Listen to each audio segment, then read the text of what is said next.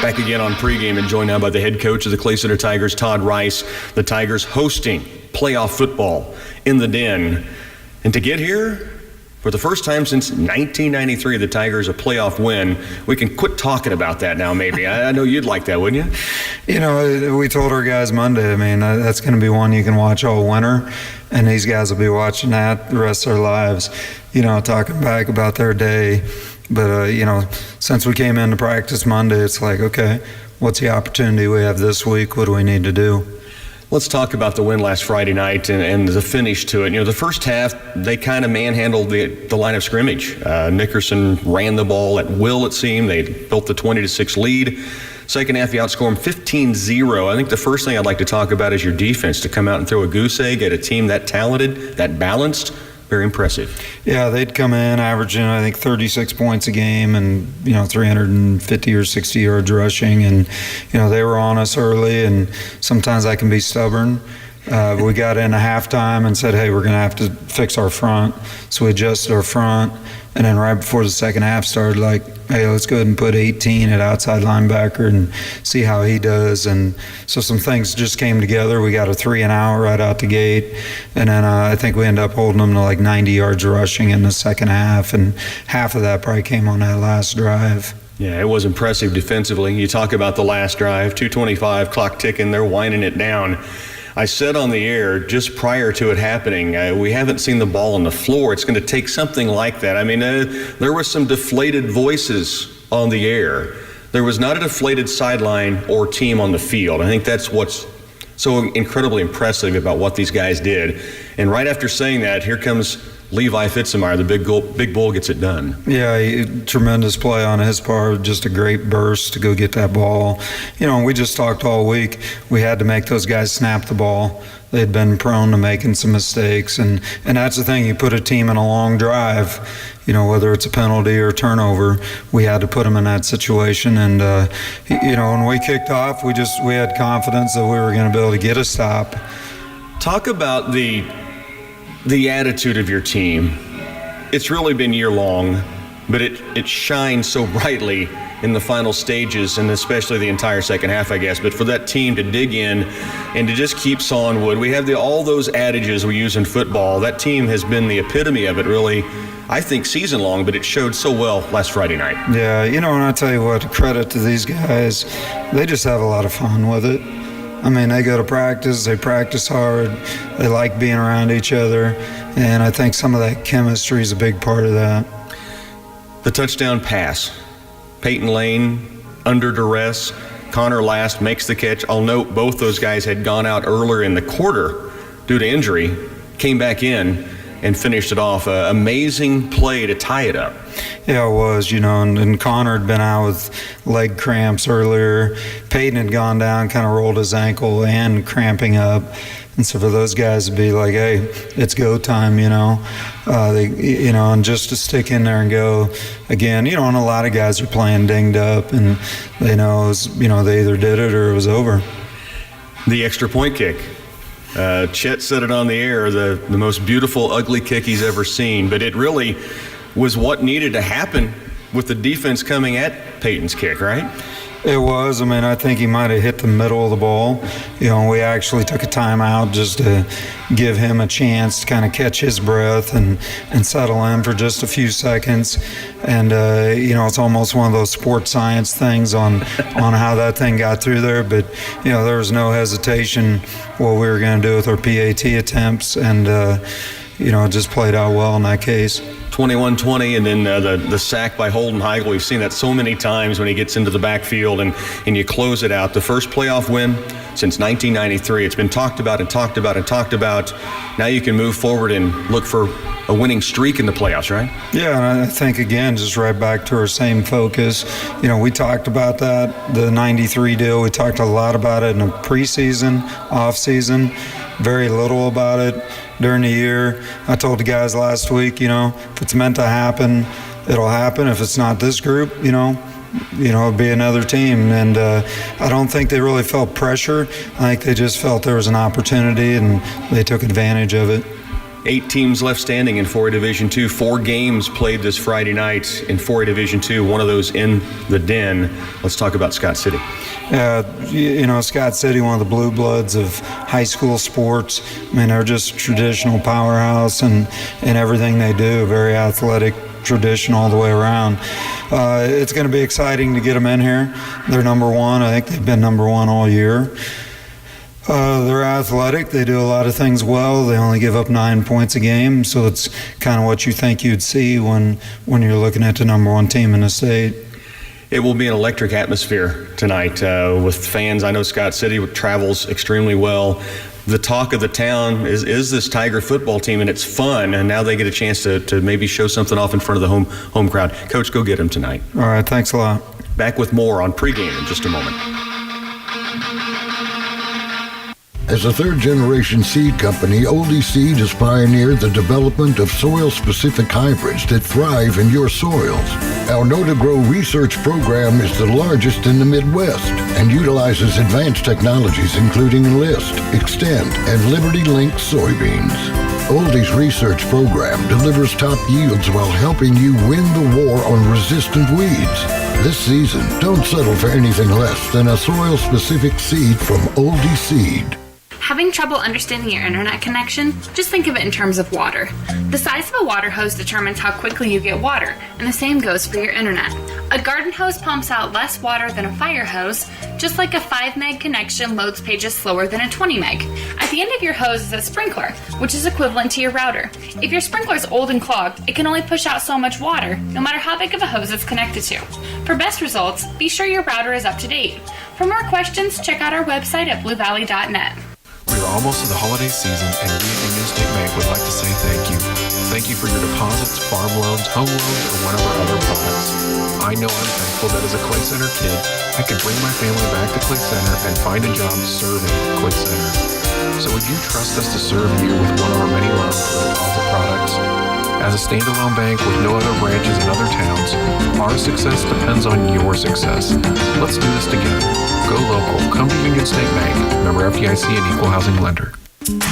Clay Center Tiger Football on KCLY is brought to you in part by Oldie Seed Farms, Patterson Health Mart Pharmacy and Radio Shack, Citizens National Bank of Clay Center, Greenlee, Concordia, and Belleville, by CS Precision Ag, Ray's Apple Market, Geyser Roofing and Home Improvement, Blue Valley Telecommunications, United Bank and Trust, State Farm Insurance, Dave Forgiving Agent, by Clay County Medical Center, and Robbins Motors, Manhattan.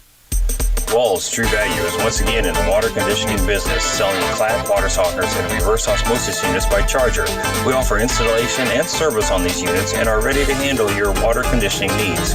With the latest report, Clay Center water is between 17 and 18 grains hard, which exceeds the extremely hard benchmark of 10 grains. Stop in and pick up softener salt and keep us in mind for your water conditioning needs at Walls True Value in beautiful downtown Clay Center, open 7 days a week for you.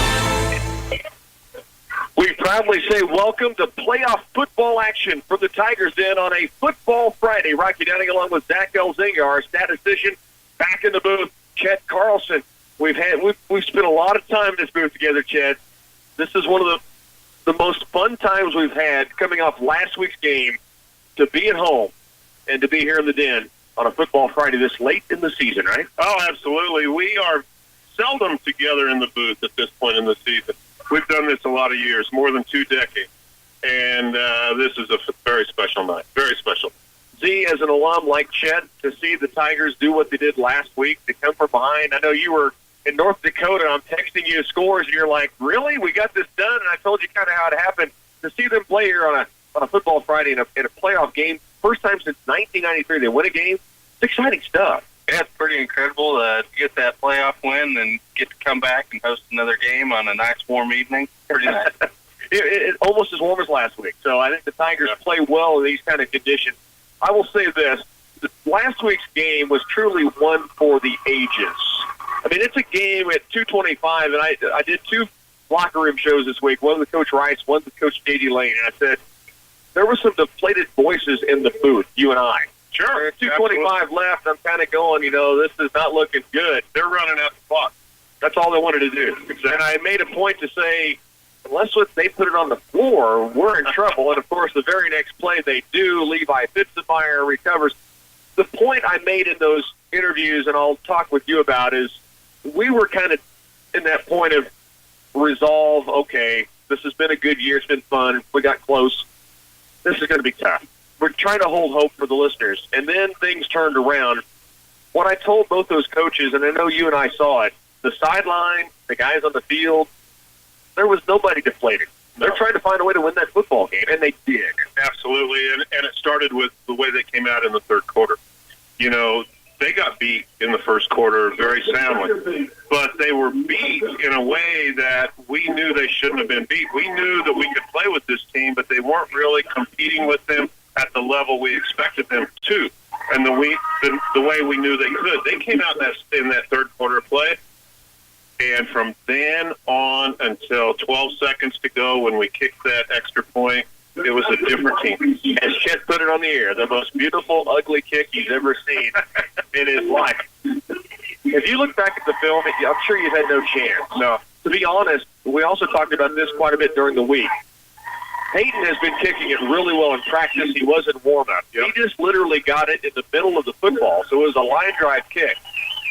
As Coach Rice said, it was one of those sports science situations because drag the quarterback, Trog comes through 6'5", and he is going to block it. If that thing is pure, it's blocked. It goes underneath his armpit, squeaks over the defensive line, and then finds its way inside the left goalpost. If that doesn't happen, if he doesn't hit it like he did, we're tied and maybe go into overtime. Who knows what happens? It's destiny. You know, there were so many things that happened from 2:25 on in that were destiny. I mean, we also talked about Levi almost kept his feet and took that fumble to the end zone. That might not have been a good thing. Exactly. The Tigers tonight take on a Scott City Beaver team, and I think Coach Rice has said it very well during the week. They're one of the blue bloods of high school football. Yep. You hear Scott City, you think, well, that's tradition. I mean, they've won state championships. They're always in the playoffs. They're number one ranked in 4A Division II. They're undefeated. But we've talked. There's a feel about this Tiger football team that says this is going to be a football game. Well, there's two things that I think on this game. For one thing, Scott City is always mentioned in a name of half a dozen schools that's always listed with this type of playoff football. This is not the Scott City that we have traditionally seen, is the one thing I think. Now, they're good. I'm not taking anything away from number one ranked team, but I don't think they're the Scott City that we've seen in other years. That's the one thing. The other thing is the Clay Center Tiger team is the scariest kind of team for any ranked team to play right now. And they have the mojo going right now. They have the confidence. And in high school football, there's little separation between 1 and 8, and there's only 8 guys left in this playoff structure. There are 4 football games being played in 4A Division II tonight. One of those here, exactly, in the Tigers Den. It's exciting stuff as the captains go out to meet at midfield just before the team huddled up after the starting lineups with the American flag.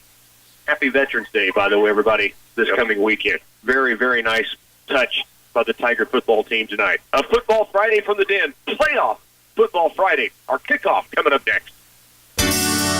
I'm Aaron Proctor, Director of Physical Therapy at Clay County Medical Center.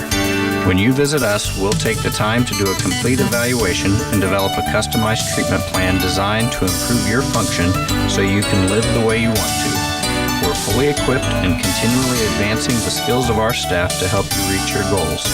Please call our office at 785-630-2455 to find out what we can do for you. In this risky market, does your farm have the protection it needs? Farmers Union Insurance is committed to providing our farm families with complete insurance solutions for every operation, large or small. We have products to cover everything from crops to combines, homes to barns, autos to auto steer and your tractors. Our products will help manage your risk and keep you protected from the unknown. Give me, Jim Gearhan, a call at 632-3264 or stop by our office at 426 Lincoln Avenue in downtown Clay Center. We are proud to support the Tiger Athletics. Well, Scott City has won the opening coin toss. The Clay Center Tigers will get the football to begin because the Beavers have deferred. Clay Center will open up with the football offensively. Along with our studio engineer, Bernie Fancel, always appreciate the work back at home Bernie does for us. throughout all the sports seasons. Again, Chet Carlson, Zach Elzinger, Rocky Downey with you on a Football Friday night. This is a special night for the Tigers. It's a special time. The community's talked about this.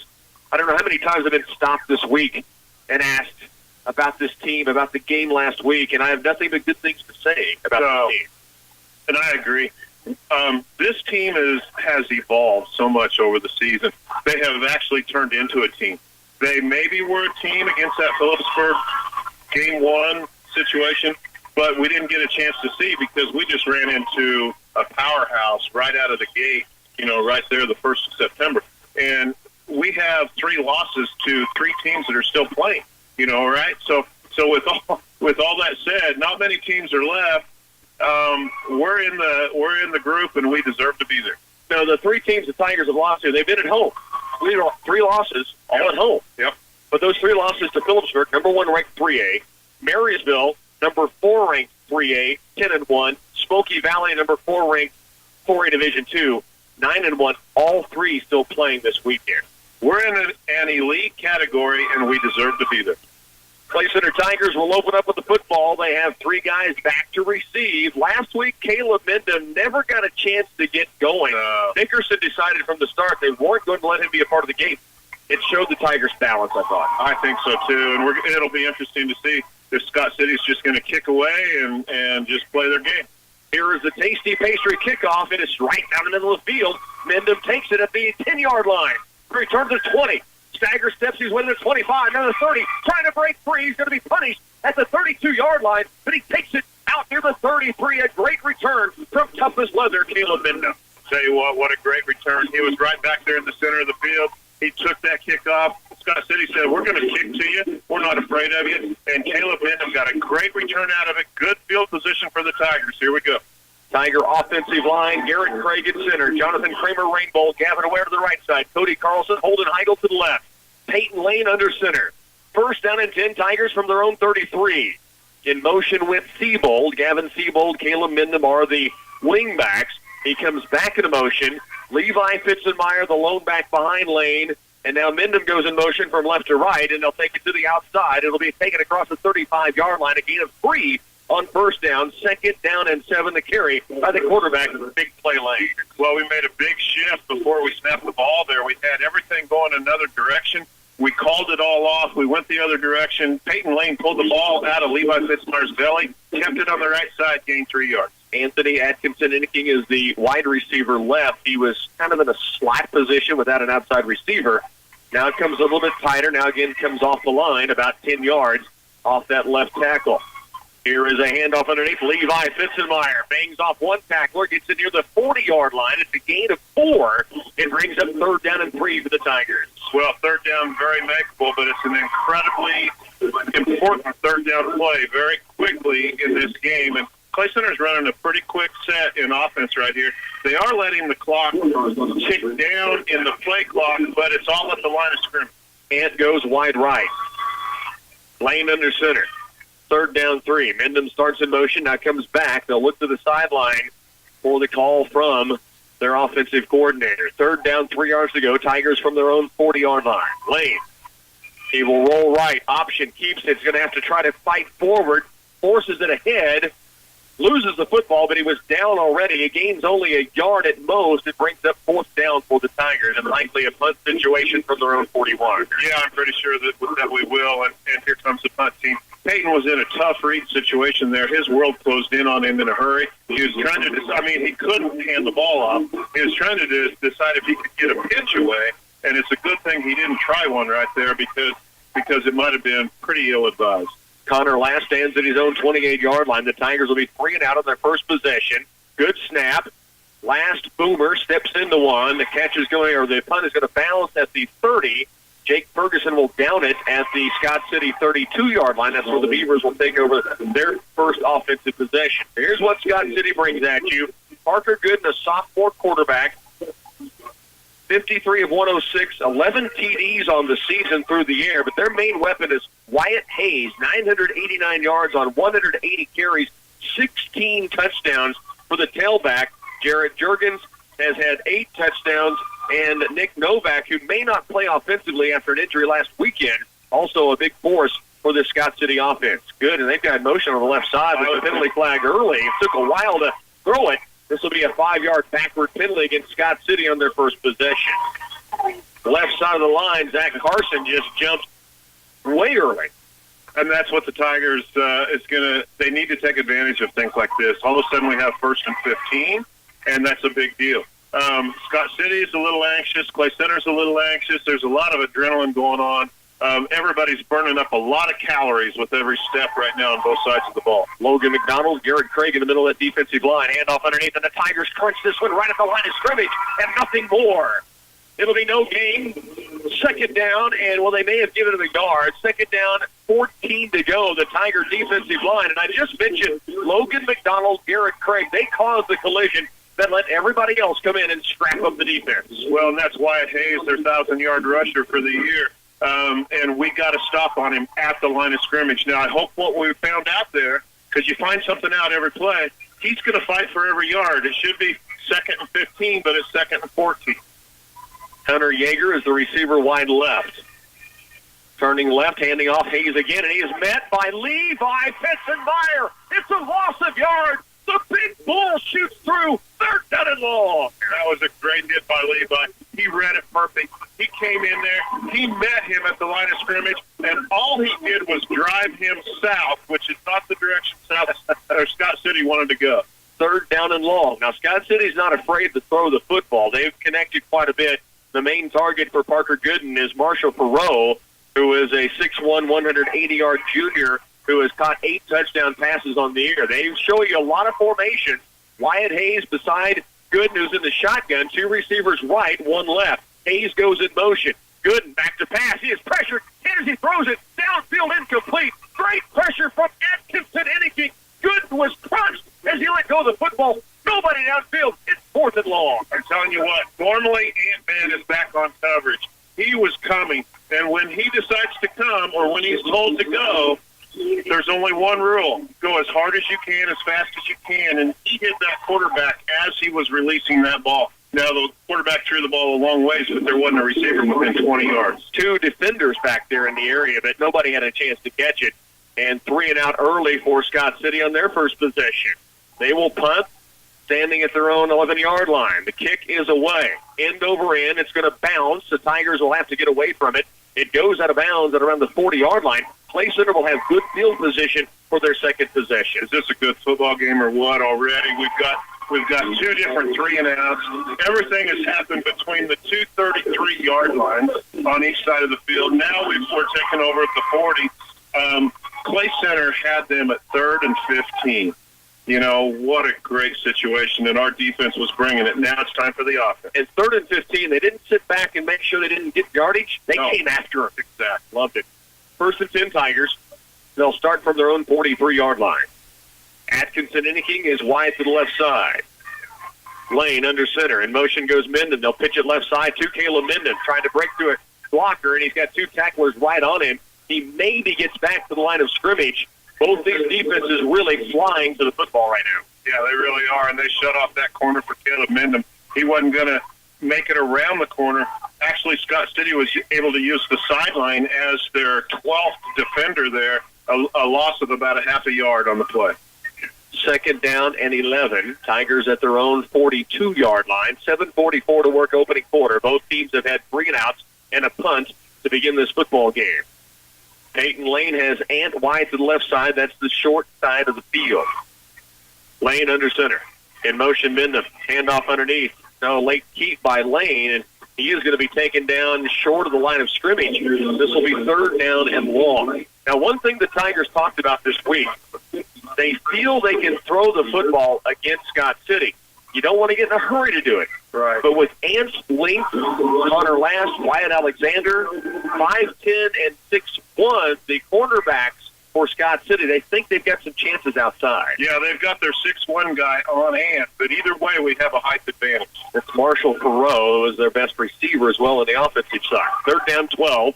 Football from the 41. Tigers 3rd and long. Pitch right, Gavin Seabold trying to get outside. Gets by 1 tackler near the midfield stripe. He is going to be brought down short of 1st down yardage, but a good gain by the ball hawk, Gavin Seabold, who's becoming more and more a part of this Tiger offense. Two beautiful blocks out there, and I failed to get the numbers because those guys should both be recognized. They were single play blocks. Tigers going quick, 4th and 4 the midfield stripe. Will they go for it or try to draw them off? They may have got him. There's a penalty flag, and the Tigers will draw Scott City off on the defensive line. Play Center will move the chain with a gift from the Beavers.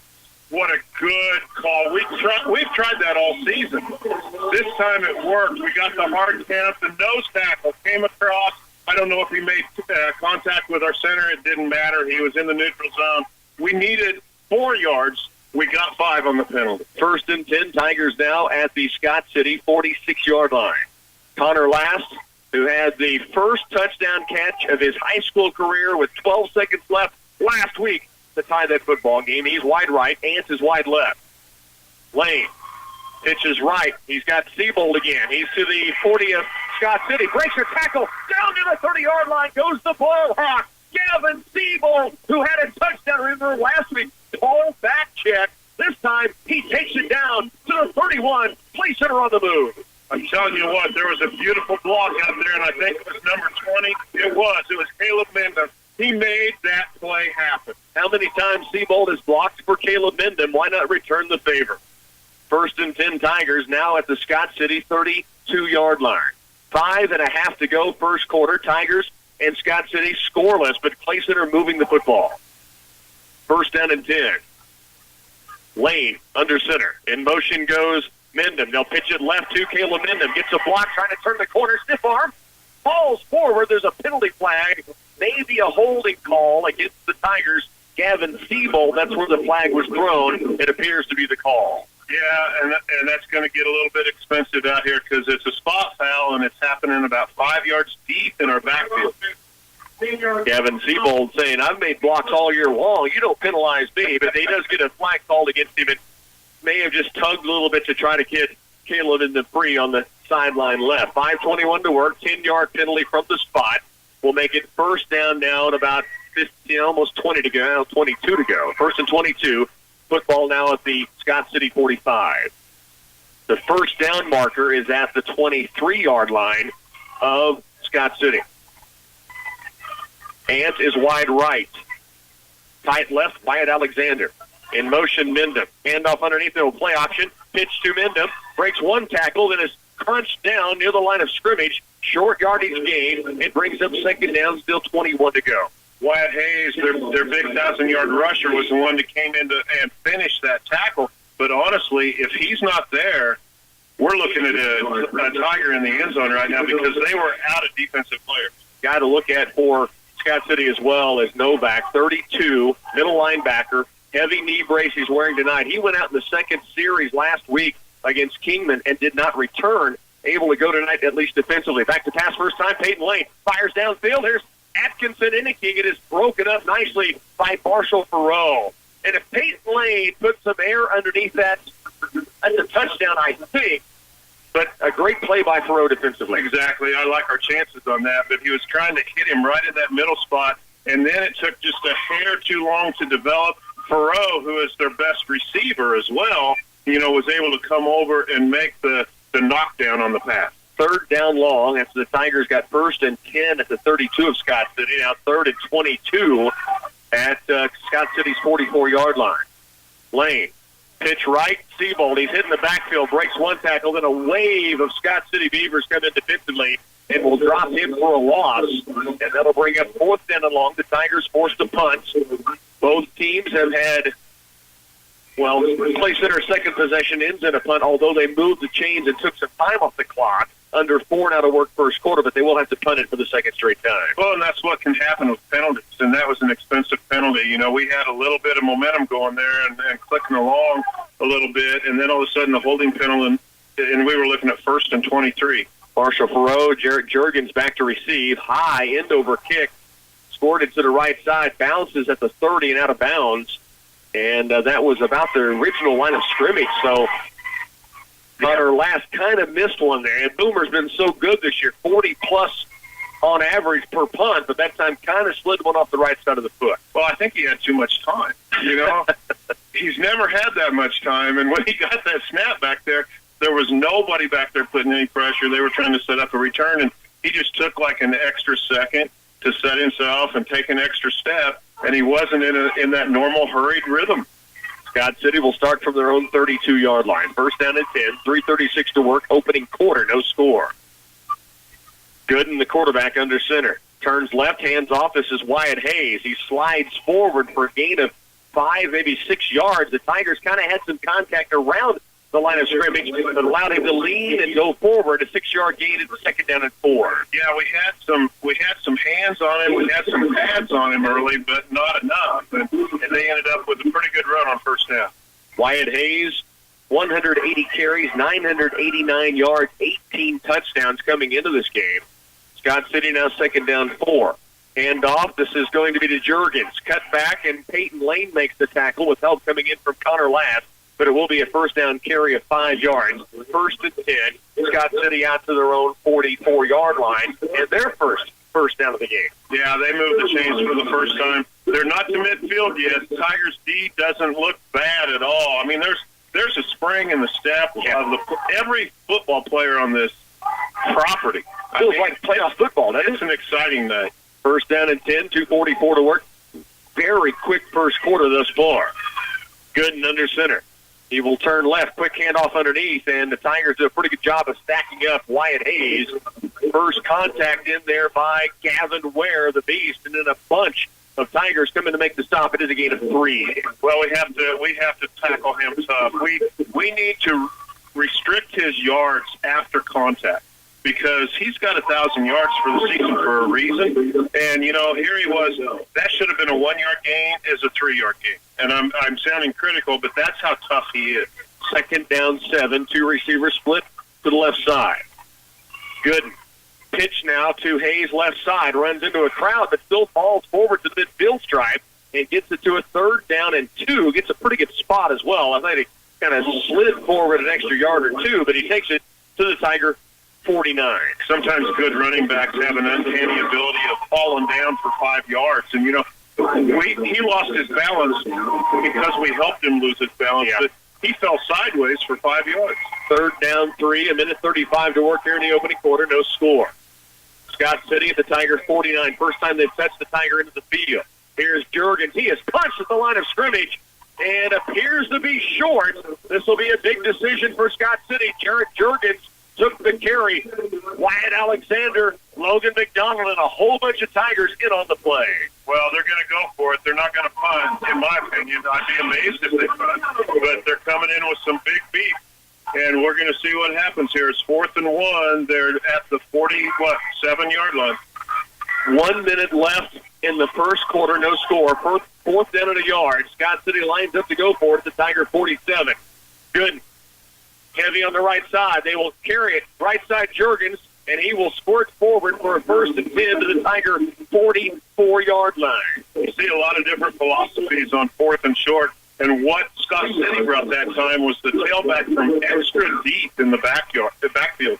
He was lined up about 8 yards deep in the backfield where he could get a big run, see where he needed to be, and get that 1 yard he needed for the first down. You wonder when the first turnover of a game like this will happen, with the Tigers and Scott City both kind of trading defensively, then getting some offense going. Both teams have now reached into the other end of the field. Here's Gooden. Pitch out left. This is Novak, who's got the injured left leg, or right leg, and he is tackled in the open field by Peyton Lane. That is a big-time carry. Obviously not moving like he normally does, but they had a whole lot of space for Novak to run it. That may be the final play of the opening quarter. Yeah, and we didn't know if he would even play any offense tonight, but thank goodness Peyton Lane shot through there from safety, because if he doesn't make that tackle where he did, that would have been a lot bigger game. A lot bigger. 7-yard play, second down and 3. We've already finished quarter 1. Lightning fast opening period. No score here in the Den. Playoff football on a Friday. Clay Center in Scott City. Tiger football continues next. Geisler Roofing and Home Improvement in Concordia reminds you that brutal winter days will soon be here. You're almost out of time to have your roof replaced before the cold weather season arrives. Roof work must be completed with daytime temperatures of at least 45 degrees in order to avoid long-term problems with adhesiveness. Learn more at GeislerRoofing.com. This is Dallas Hasselmack, and Geisler Roofing and Home Improvement has you covered with more than 38 years experience. Geisler Roofing and Home Improvement. We've got you covered. Central Valley Ag suggests before you put your next crop in the ground, put the full Precision Ag package to work for you. Field Reveal, a powerful, innovative software platform combined with the 4-step Central Valley Ag Advanced Profit System. You and your CVA field sales agronomist will put together seed selections, then use season-long field management to maximize your yield and profit. Get in touch with your nearest Central Valley Ag branch or go to cvacoop.com. Learn all about Field Reveal before you make plans for the next growing season. Back again on a playoff football Friday night. The Clay Center Tigers, Scott City Beavers, scoreless through one quarter of play. It was a quick first 12 minutes. Guys, I mean, no score, obviously. Scott City is moving the football right now. Classic playoff football. Handoff, Juergens, right side, caught from behind by Garrett Craig. It will be very close to first down yardage. Hollywood Craig chasing him from behind and able to drop him. It appears just short of first down yardage. Third down, a short one to go. Well, and I didn't see who was able to make the hit from the front side. Garrett Craig was pulling him down from the backside. He came hard and fast from that backside across the backside of that line, and it was thanks to the hit on the front side that kept him short of the chains.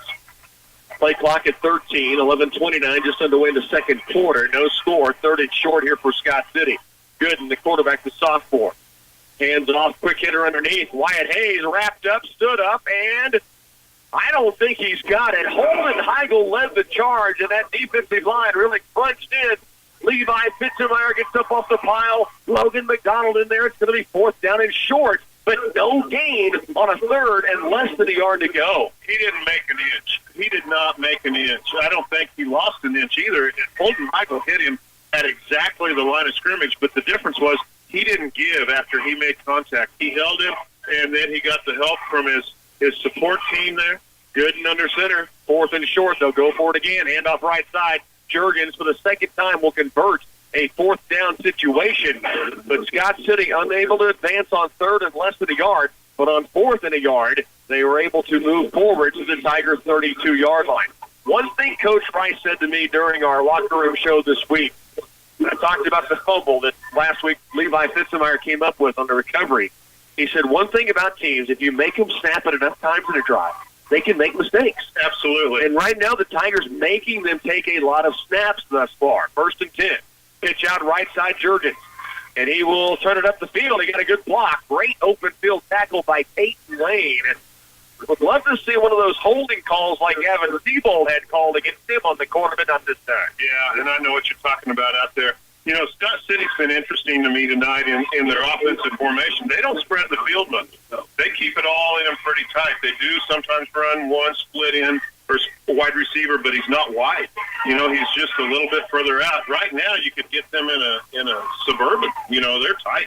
Second down, 2 after an 8-yard gain, full house backfield. Third back through, handoff Novak. He's crunched near the line of scrimmage and pulled backward. He will be short of the first down mark again. Time-consuming drive right now for Scott City. Let's see if this bend-don't-break Tiger defense can make something happen here. Well, this is a great football game. You know, it's smash-mouth football so far this first quarter plus of this game. And, you know, we've had different interesting stats of the game throughout the season. Have we had a 0-0 first quarter before? Third down short. And no, Chad, we have not. As you say that, as I think about it, here's good. And we've got a penalty flag. I think it's offside, though, against the Tigers. Yeah. And so this will be 5 yards forward, and that's a first down pickup for the Scott City Beavers.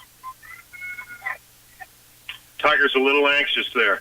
A little anxious wanting to get in and make that big stop. It's third and very, very short. Just jumped across into the neutral zone, gives it to him automatically. 9 minutes left first half. Tigers and Scott City scoreless, 0-0. Good and under center. Tiger defense trying to stand up. Handoff left side, Wyatt Hayes. Hitting near the line of scrimmage, Gavin Seabold. We got a penalty flag coming in very late. on the play, and it came in high, which lets you think it's probably somebody saying something or some extracurricular. Let's see what it is. It's right in that area of the field where it could be anything, absolutely anything. Personal foul, face mask, and it's against the Tigers. Would have been on the tackle. So it'll be a 15-yard penalty, or half the distance, evidently, from the spot of the situation, and that'll bring it first down and goal now for Scott City. 8:47 left to work. We're in the opening half, second quarter action.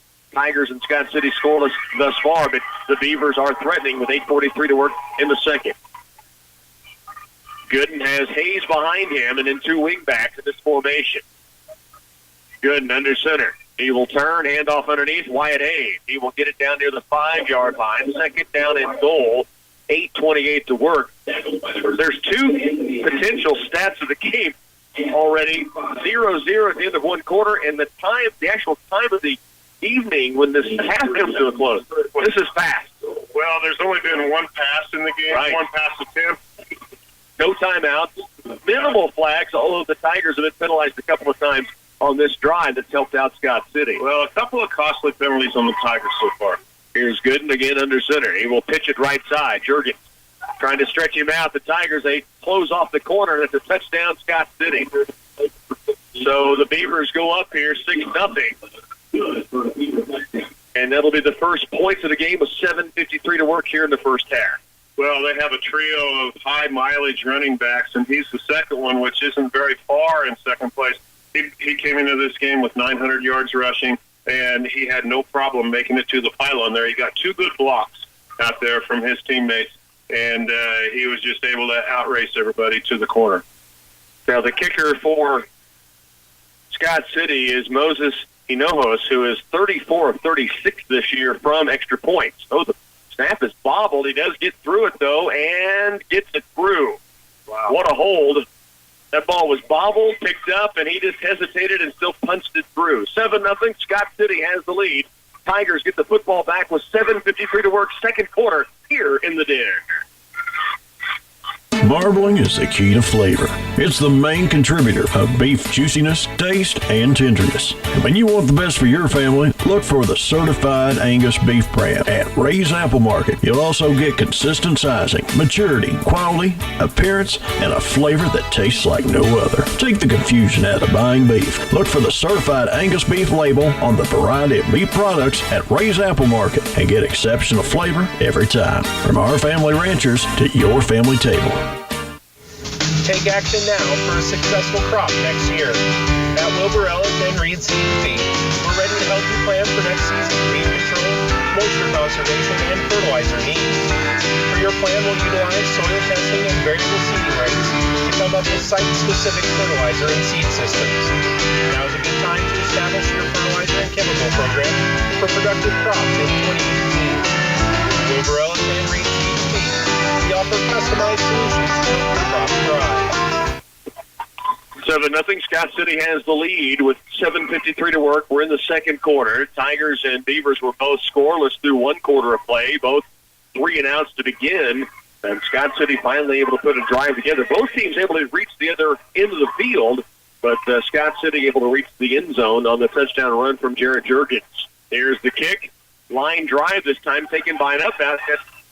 Atkinson indicating he'll be driven out of bounds at the 35-yard line, so good field position for the Tigers. Well, I knew who it was when I saw him catch it without looking at his number, because we don't have a lot of players that can catch it with their hands up in front of their face on a kickoff.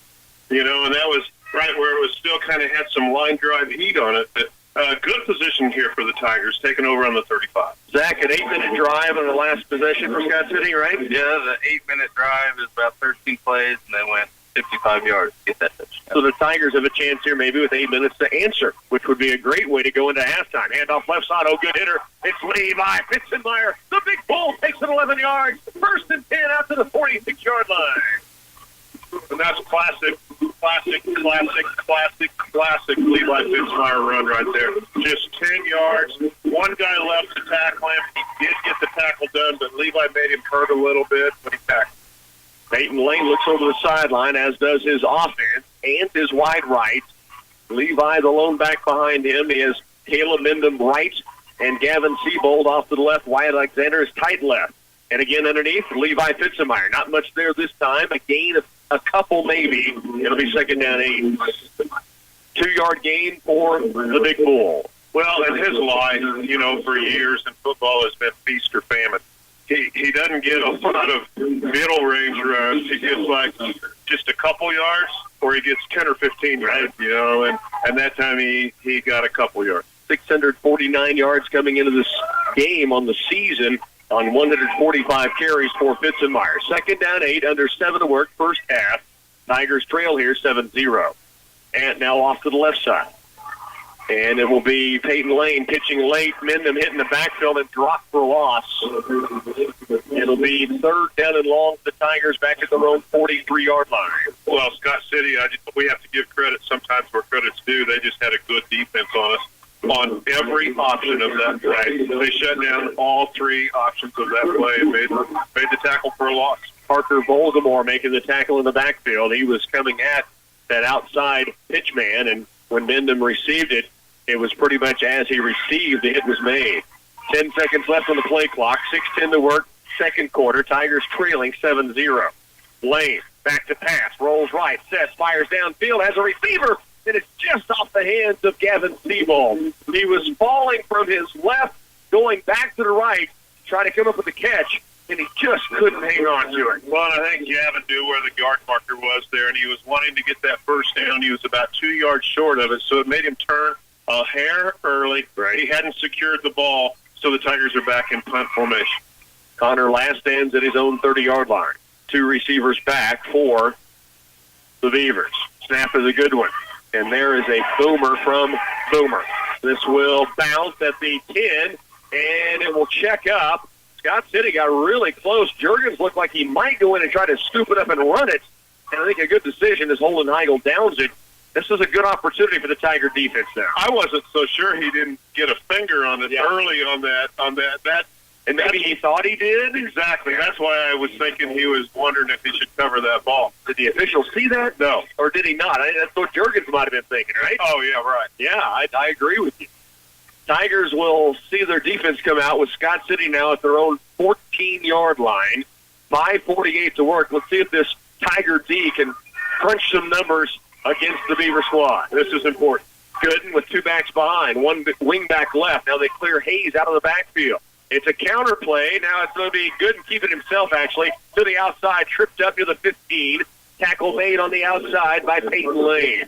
Open field tackle by Peyton Lane. When he comes from that safety position, he just shoots. And the last thing he does is leave his feet and make a solid tackle, and he does it time after time after time. I love the yard guys on the far side. The down marker, he was down about 5 yards, and he was back to the line of scrimmage. Now it's a gain of 3, which I think is right. That looked like more of a run than it was because he took it so deep in the backfield. Second down 7. Almost some trickery there. It was, yeah. The handwork of Gooden was good because I thought he'd given it away.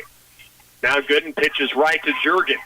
Wyatt Alexander forces him inside, but Juergens takes it out near the 18-yard line. It'll be third down and 2, and this is a big-time opportunity for the Tiger defense. I said it at the beginning of this possession, but now third down, and I said 2, maybe a yard left to go just outside the 20. So it's third and less than a yard, but if they can stop, they can force a punt. Great tackle by Dylan Moon on that play over on that far side. Dylan Moon shooting in there. Wyatt Alexander kind of forced him inside. And then the Tiger interior able to make the stop. 4.5 to work, first half. Tigers trail 7-0. Third down short for Scott City. Gooden.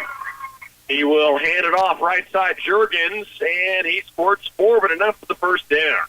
And he has converted at least 3, I think, third down conversions in this first half. He has, and every time they needed about a yard, he got 3 or 4, coming hard on a slant through there. But the Tigers need to put themselves in a position where they're not 3rd and 1 or 4th and 1 because it's awful hard to stop Scott City on that play. Here the Tigers have a great opportunity to get a stop, though, because it's only at the 25-yard line. Plenty of time left in the half. 4 minutes to go. Trevin Shirley in as an outside linebacker for the Tigers. And we've got a whistle before the play. Play clock. And delay of game? Yeah. should be, and it is. That's 5 yards backwards, 1st and 15. So now Scott City will be at their own 21-yard line with 3:56 to work. And that's all, that could all fit into helping us make a stop here. We have the field. We have the advantage of the field position right here. They're not going to go for it if they have 4th and short back here. So we need to not put them in a position where they are able to have like a 3rd and 1. We need to step up. 3:43 left to work in his first half as Gooden goes from the gun. 2 receivers right, 1 left. They split the field this time.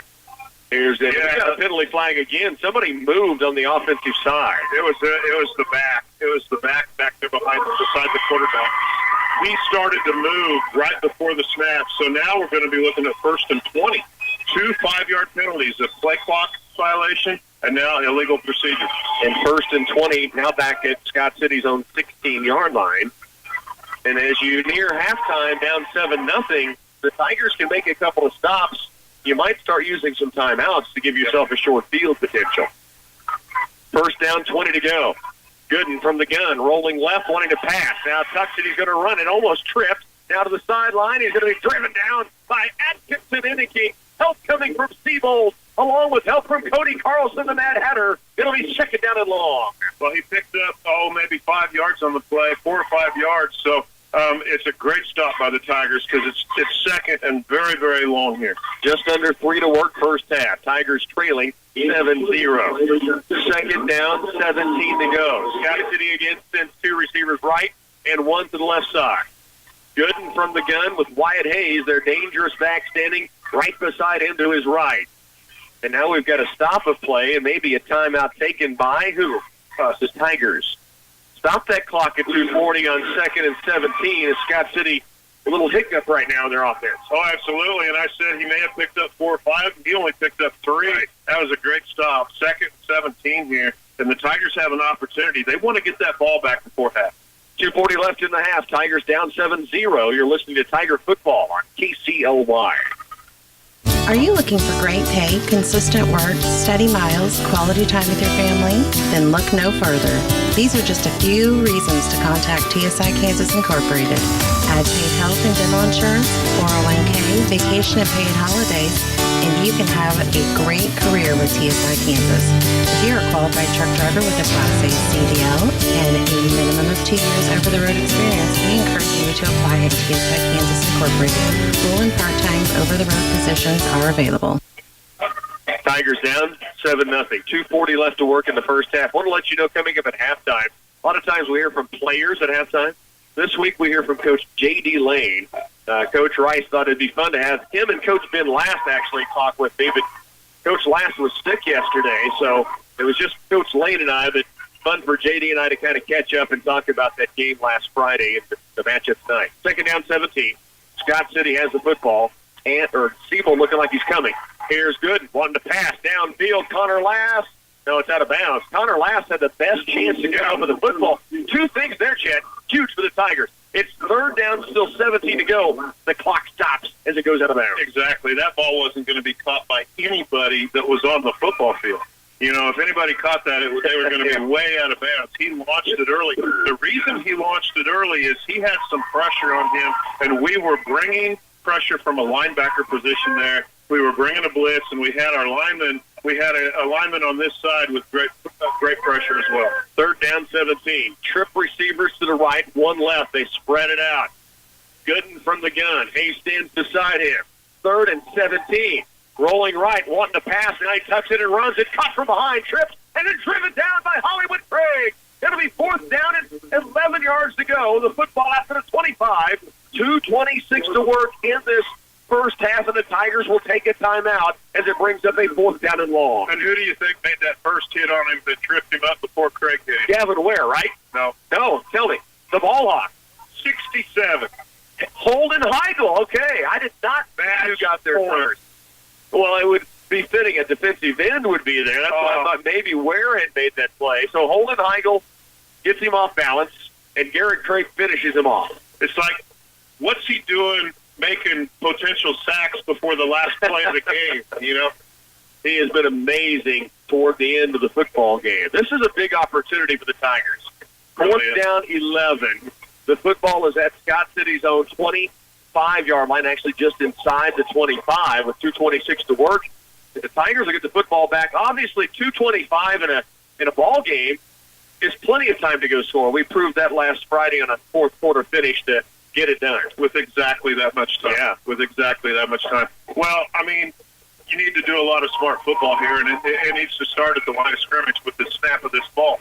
We need to, I don't know if we're going to come after it. I don't know if we're going to set up a return. In high school, it's not always like in college and pros on that. You can kind of do both, a lot of times. And so it'll be interesting to see what Scott City brings at us. They may even bring a hard count to try to get half of this distance up.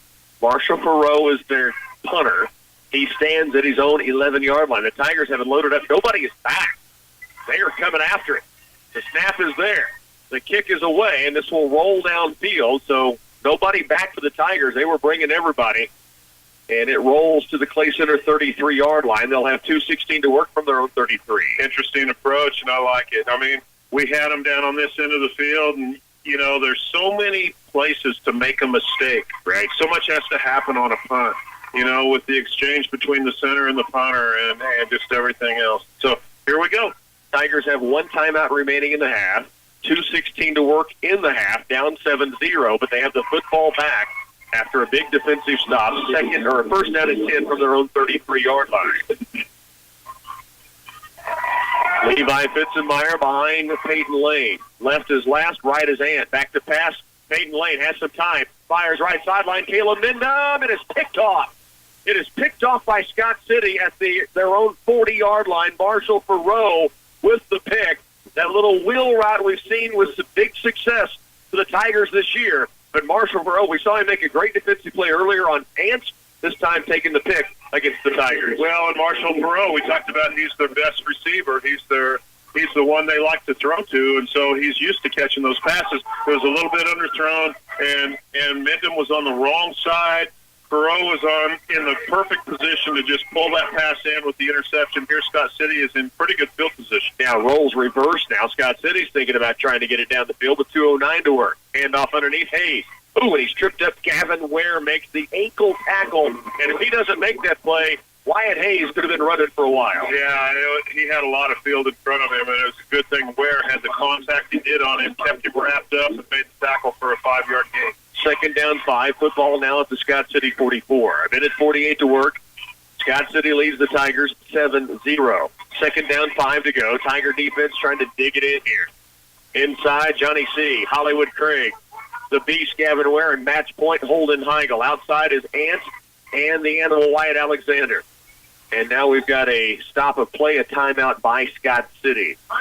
A minute 30 to work, first half, 7-0 ball game. Tigers trailing, second down and 5 for Scott City. You're listening to Tiger Football on 100.9. Come to Robbins Chrysler Dodge Jeep Ram and Fiat for their summer clearance event going on now. Test drive a new 2017 Ram truck, the longest lasting truck in America, now priced to move with deep summer discounts in 0% for 72 months. Now is the time to buy. See the complete inventory online at robbinsmotors.com or stop by and see them on West Anderson in Manhattan. Robbins Motor Company is a proud supporter of Tiger football.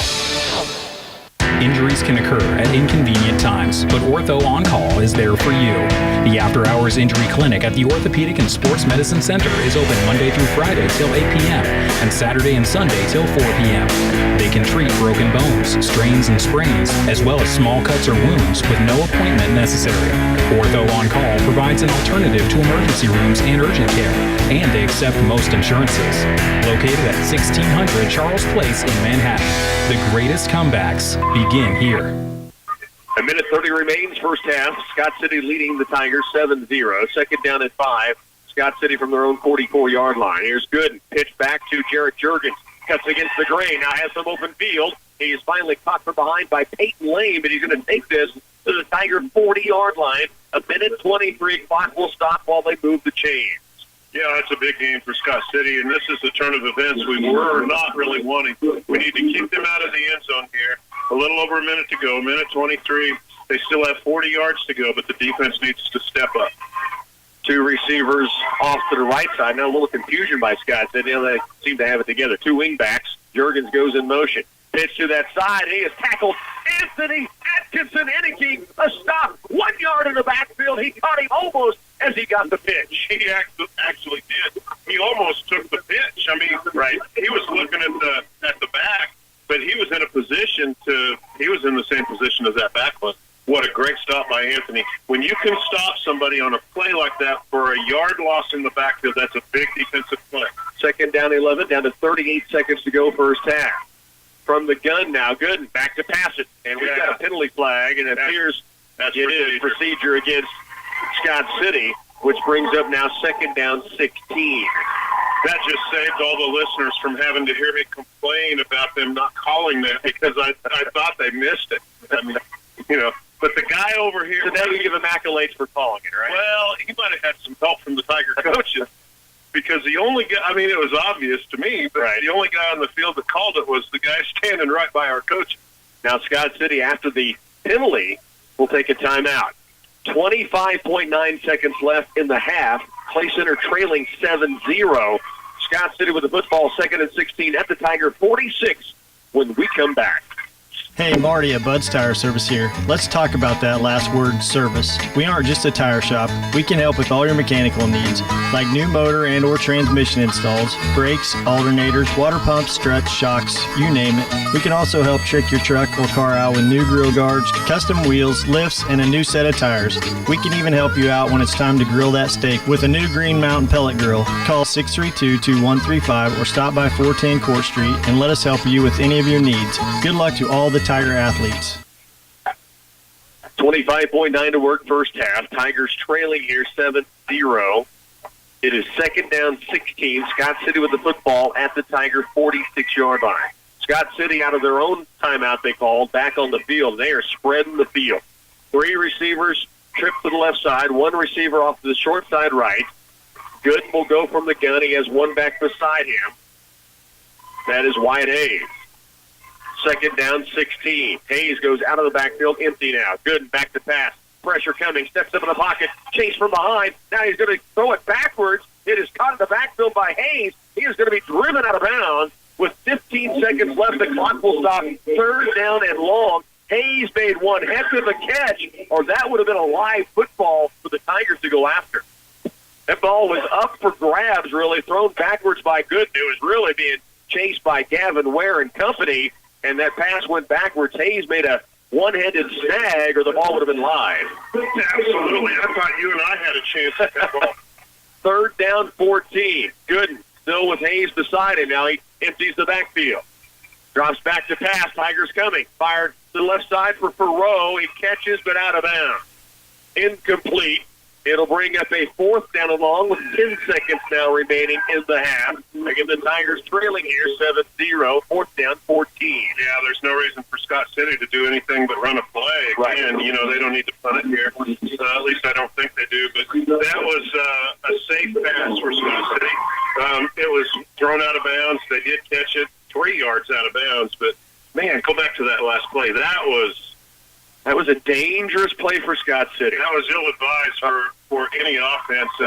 And, boy, that could have turned out really nice if that would have been just a little mishandled.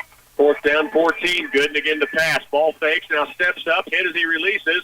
Thrown downfield. It will be knocked away. Incomplete with 3.7 seconds left. And the Tigers will take over at their own 44, down 7-0. Great coverage downfield by tough as leather, Caleb Bidden. It was. And any time in high school football you see 2 guys go up for a ball right on the sidelines, they both land, the ball, bounces to the side, and then you just wait to see if there's going to be a flag or not. We all did. Yeah, you're right. It was a great play. Great play. Tigers take over first and 10 with 3.7 seconds left at their own 44-yard line. We'll see if they try to throw something downfield. Well, they're going to talk about it at least. What they want to do is they take a timeout and come to the sideline. Big stop defensively. Still down just 7-0. 3.7 seconds left first half. You're listening to Tiger Football on 100.9. As a third-generation seed company, Oldie Seed has pioneered the development of soil-specific hybrids that thrive in your soils. Our Know-to-Grow research program is the largest in the Midwest and utilizes advanced technologies including Enlist, Extend, and Liberty Link soybeans. Oldie's research program delivers top yields while helping you win the war on resistant weeds. This season, don't settle for anything less than a soil-specific seed from Oldie Seed. 3.7 to work. Tigers take a timeout, and now we'll bring Cooper Glavin in at quarterback. They'll put Peyton Lane off to the right side as a receiver. Connor Last slotted right side. Atkinson and King wide to the left. So with 3.7 seconds left, Tigers will try to take a shot downfield. Cooper Glavin, the sophomore, under center. Rolls right, wanting to pass, has time, steps, fires, right sideline for Peyton Lane, and it's going to be picked off. No, incomplete. Big hit from Lane as the defender had it for a second, and Peyton Lane separated the football from him. We're headed to halftime. It's a good one here in the Den. Playoff football on a Friday. Scott City leads it 7-0 as we head to half. Great taste, fresh ingredients, lots of menu choices, all made to order with fast and friendly service. It all adds up to Subway, the one place where you can build your own meal exactly the way you like it. Subway in Clay Center is proud to sponsor CCCHS athletes, and whether you're heading to the game or getting ready to hit the road for home, the crew at Subway looks forward to seeing and serving you. Tiger fans and Subway, a winning combination.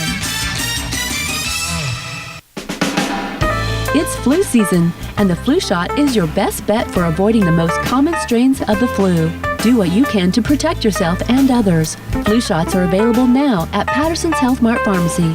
They make it incredibly convenient. All you need to do is walk in any day, Monday through Friday during regular business hours, and get your flu shot. No appointment necessary. They'll even bill your insurance. Patterson's Health Mart Pharmacy in downtown Clay Center, Abilene, and Salina. Back once again at halftime. Clay Center Tigers trailing here 7-0. Chet said it after the first series. This is a great football game. It is a great matchup, Chet. Both teams come out kind of smash-mouth football. Scott City got a little rhythm going, had the one score. Tiger defense stands back up and bows its neck a little bit. Now we're looking at a 7-0 ball game at halftime. Oh, and I love these kind of games. And the thing, I've said this many times, but both teams are sitting in the locker room right now thinking, we should be beating these guys. And both teams feel that way. Both teams think that because that's how evenly matched up they are. And we're playing the number one team in the state, and I think we are just as good as they are. And I think our guys realize that as well. 1st and 10 at their 33. We had a penalty that kind of stuttered our drive. But other than that, I mean, there's been no difference between these two teams, in my opinion. No, and we're not playing timid. We're playing confident. We're playing like we belong here, and that's what we needed to see. And, you know, it's just a great football. It's a quick football game. You know, it's moved right along. Zach Elzinga, our statistician, and Z, this is like a statistician's nightmare. You got really nothing to do in this football game, especially with the Tigers, right? Yeah, not a whole lot going so far. Tigers only got 33 yards of total offense compared to Scott City's 100. Jurgens for Scott City's off to get started. He's got 57 yards in the first half. And they've had, do you know how many third down conversions they've had? Scott City, they are one out of 6. Jurgens had, I know, the one big one that converted there in the first half. He seems to be a guy they like to go to on short yardage. The one thing I will say, Wyatt Hayes, you have his numbers? Wyatt Hayes has 19 yards. Yeah, this is a guy that's a 1,000-yard rusher on the season. That's impressive for the Tiger defense. Well, you talk to me at 6 o'clock tonight and say, how would you like to hold them to 100 yards in the first half? I'd say, we'll take it. Yeah. You know, but I'd like us to have more than 33. Exactly. It's a 7-0 ball game. We are at the half. As said earlier, we're going to have a conversation. I got a chance to talk with Coach J.D. Lane, great friend of mine, and certainly such a great part of Tiger football history. And so we talked about last week's win with his son, Peyton, throwing the touchdown pass and kind of some of the emotions and the matchup and the feelings of this week going into tonight's game. We'll have that conversation coming up next here on Halftime. When you grow corn or soybeans for a living, you're always looking for the latest advances to help your fields be more profitable. That's why it's time to turn to Channel. When you plant elite Channel seed products, you also get the services of your very own Channel seedsman. You see, your seedman works with you year-round to make the most of your operation. For customized service, expert advice, and elite seed products, contact Colton with Frontier Ag Supply, 785-630-0596. Whether you're buying, building, remodeling, or refinancing, your home is a major investment in your life. At United Bank and Trust, we understand how important it is to work with someone who cares. Our loan officers have the experience it takes to make the process a smooth one. Come in for a visit or start online by filling out a loan application at ubankonline.com in as little as 20 minutes. Mortgage lending with United Bank and Trust. It's banking for your way of life. Member FDIC, Equal Housing Lender. We're joined by one of the Tiger coaches and a good friend of ours, J.D. Lane, and happens to be a dad on the sideline as well as a coach. Coach Todd Rice was going to have Coach Last and you visit us today in the locker room show, and he said, you know, there's quite a connection that happened between a Peyton Lane to a Connor last Friday night. I guess first off, talk about some of the emotions of the game from last Friday. Well, as a coach and a dad, it gets harder and harder to manage all the time. And I found myself back and forth, you know, enjoying the moment as a dad and then trying to jump right back into the coach aspect of it. And it was almost surreal to see, you know, to be involved in that and then to see your kid have, you know, that experience. It's just crazy. I can't imagine. I mean, I truly can't. What the emotions were like. I told Coach Rice earlier today, I said there were some deflated voices in the booth. That's the broadcasters. 2:25 left. You know, I said right before the play, unless the ball goes on the floor, I don't know there's a real chance that the Tigers can. And all of a sudden, the ball goes on the floor, and in comes Levi Fitzemeyer. I said we were deflated in the booth a little bit. No, we were. We were kind of like, this doesn't look good. But the one thing I did notice, no Tigers were deflated. The sidelines, on the field, it just seemed like they were going to find a way. They really did. It was, you know, the kids were into it. Even our younger kids that hadn't been on the field and knew they weren't going to get on the field in that situation. We had some of our seniors that had played almost every snap that were out in the beginning of that drive, and you could see along the sideline people getting, you know, more excited, and as they got further away from their goal line, a couple of our guys went back in, and and it was more, you know, we got to get a stop here, we got to make something happen, and it was, you know, it's ironic you talk about that because I'd heard about the excitement of the broadcast, and I just went back 2 nights ago and watched or listened to that again, and that's just, it's crazy how that all comes together. I've heard, you know, people saying, oh, we were saying our prayers in the stands, and you know, I'm on the sideline, you know, saying, you know, come on, Dad, make something happen for us, and you know, trying to get the spirit of Blackie involved, and it just, you know, something happened, and it's those kids, they didn't have any quit in them. They wanted to make something happen, and sure enough, it did. We've talked quite a bit this year on air and with just each other, you and I, and other coaches and other players even. This team won that football game last Friday night. Coach Rice and I have talked about it time and time again, and every week, wins or losses, this is a true team.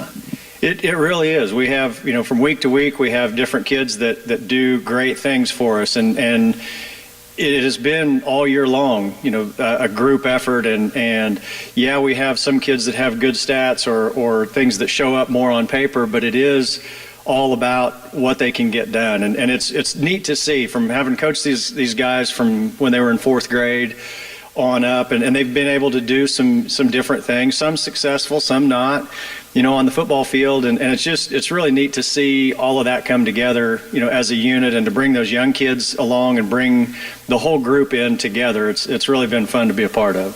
So Peyton, JD's son, throws a laser.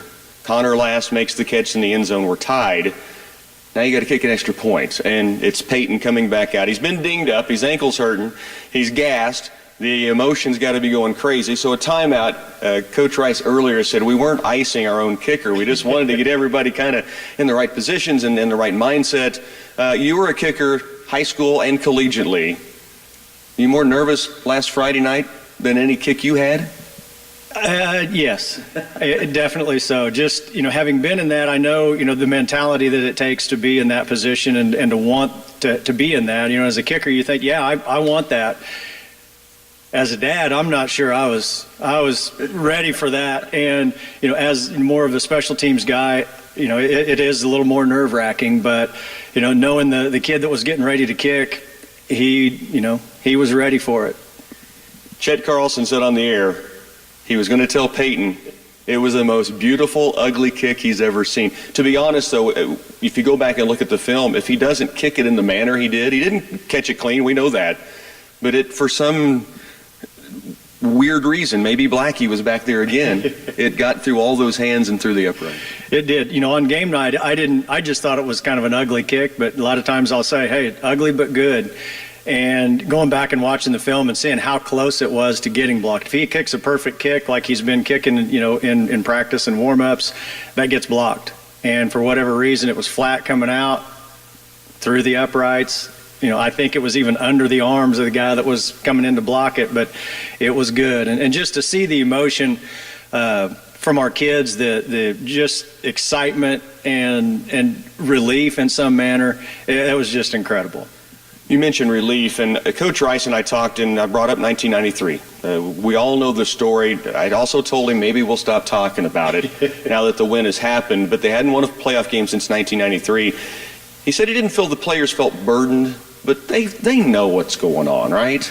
They do, and a lot of times as coaches, as parents or adults, we don't talk about it, but we talk about it a lot, and it comes up, and it's always there, and they feel that pressure. They may not think they do, they may not act like they do, but just, inside you can tell that they feel that pressure of we want to do this for our community, we want to do this for our school, for each other, and just in seeing that relief on their faces, you could tell they really wanted it, and they were not going to be denied. Tell us about this week for you guys. This is a team, as we said, that seems to come to work every week and look forward. It would be really easy to go with that relief. We did it. That's enough. That's not their feelings, though, is it? It's really not. It's this is that time of year when we leave practice and the lights are on the inside the track, and it's like, hey, it's dark out. We're not used to being around this this time of year, and you look around and see, hey, there's only 8 teams left.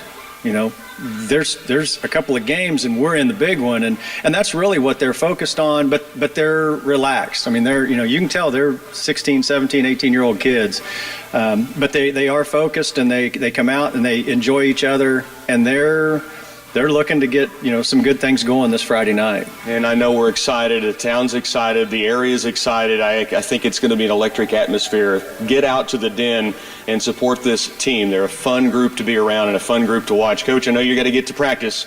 Appreciate it, and go get them Friday night. All right. Thanks a lot, Rock. Here's a tech tip from Blue Valley Telecommunications. Do you know what bandwidth is, or megabytes? Bandwidth is the amount of information your internet connection can move. It's described in megabytes or megs. How much bandwidth you need depends upon how many devices you have and what you're going to use your internet for. Your bandwidth speed is split when it enters into your house. If you have only a 5 meg connection with 5 users, each user could end up getting only 1 meg, which can cause things to load really slowly. If you have questions about your speed, give us a call, 877-876-1228. Are you looking for great pay, consistent work, steady miles, quality time with your family? Then look no further. These are just a few reasons to contact TSI Kansas Incorporated.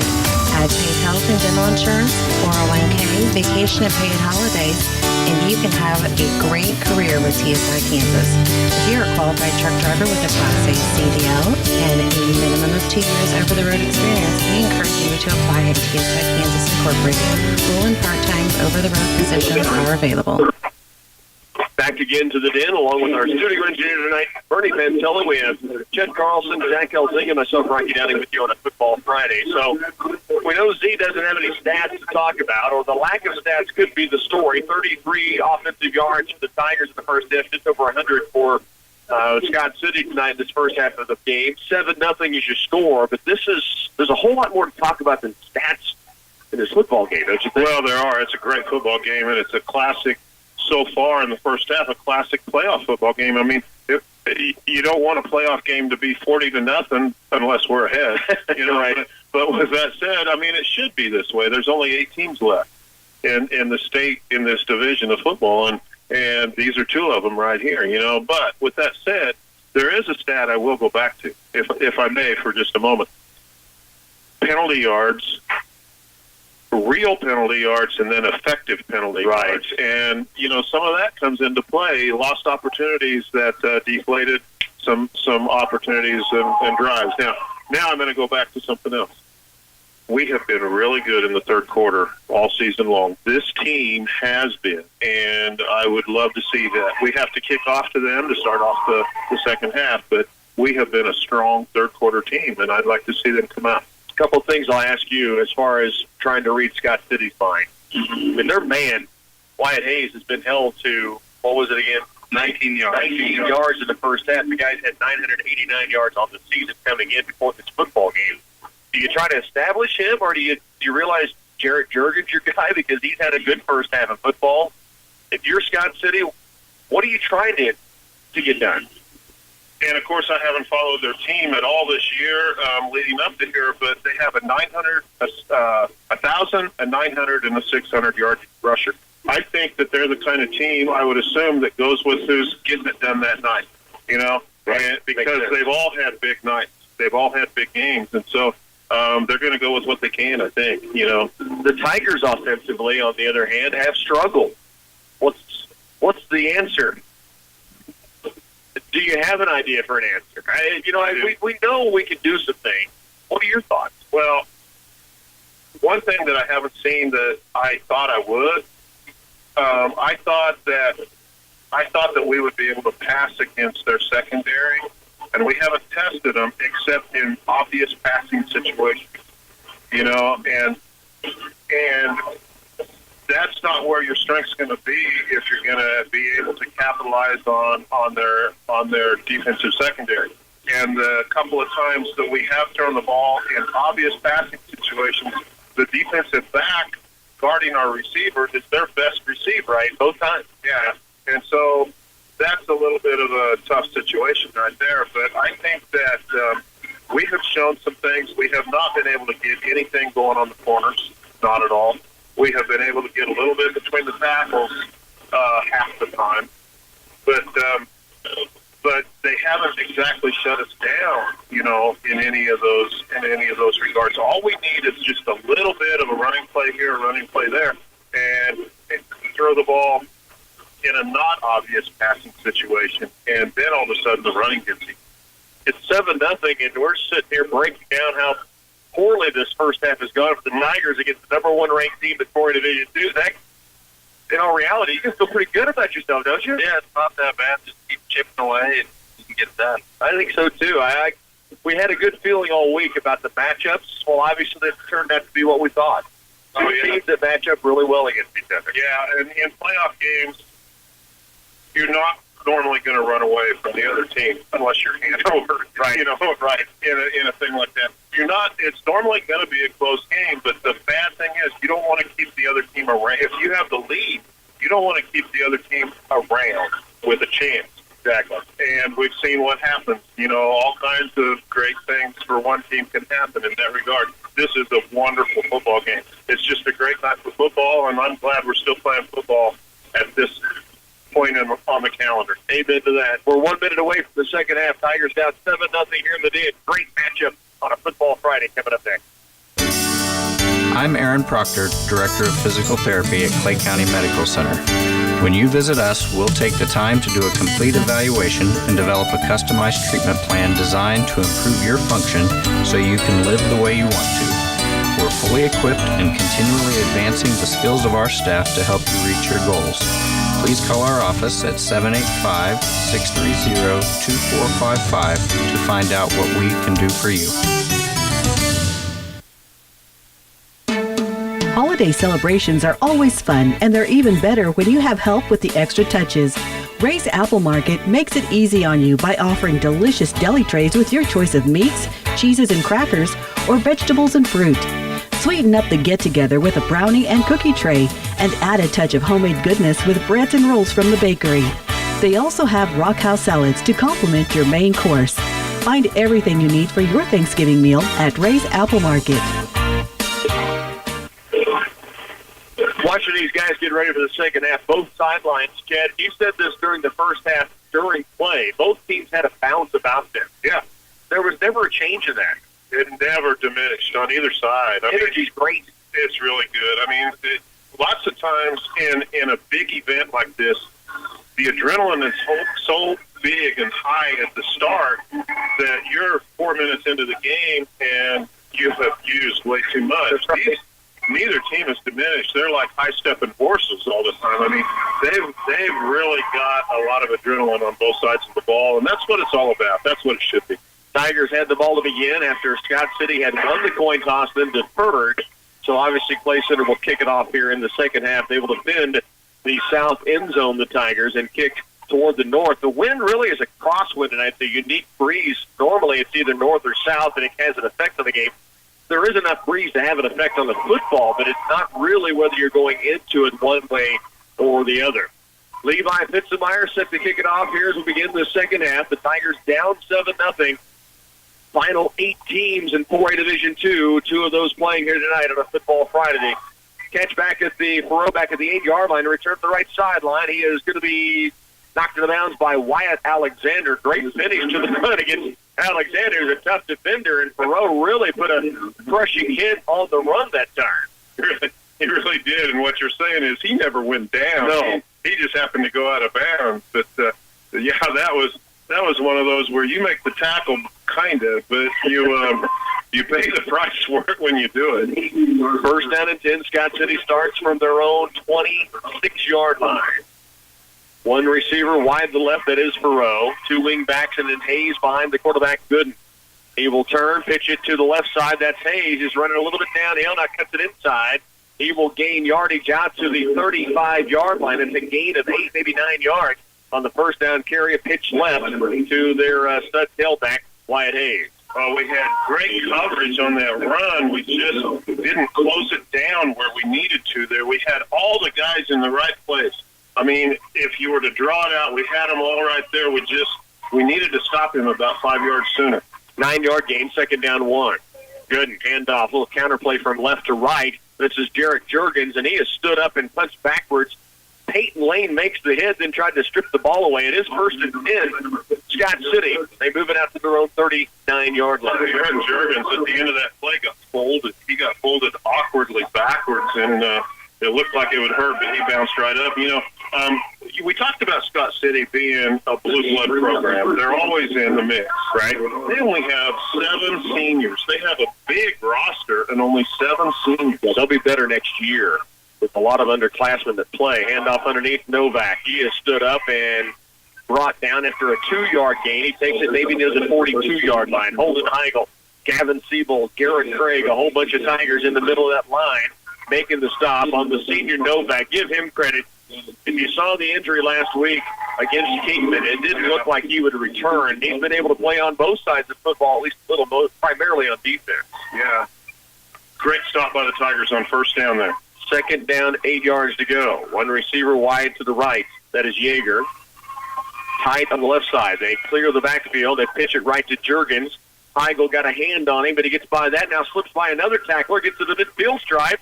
Still fighting for yardage and takes it to the Tiger 47-yard line. Big-time run by Jarek Juergens. He has really been the Tiger beater thus far tonight. Yeah, I was just going to say the same thing. He's the one giving us troubles tonight. And you ask about it a little bit at halftime, and here he comes. He's a 5'11 junior, 175 pounds. He doesn't bring a lot of size, but he's a good runner. Scott City, first and 10 at the Tiger 47-yard line. Ant and Wyatt, the outside linebackers. Handoff, Novak again. He is going to get near the line of scrimmage and stood up. Tigers trying to strip the ball away. Novak is doubled over. It'll be a gain of still 2 yards. Second down and 8. Tigers defensively, Peyton Lane, Connor Last, Holden Heigl, all in on the play. And the Tigers did a great job on that stop. They did a great job. First of all, he wanted to get outside. They turned the play inside, and then there were 3 guys to make that tackle and start trying to strip that ball. Ant comes out, Trevin Shirley in defensively, and an outside linebacker now for the Tigers. Here's Gooden under center, one back behind him. Good. Handoff, Wyatt Hayes gets by Gavin Ware, now to the open field, brought down from behind, but not before nearly a first down pickup. We'll see where the mark is.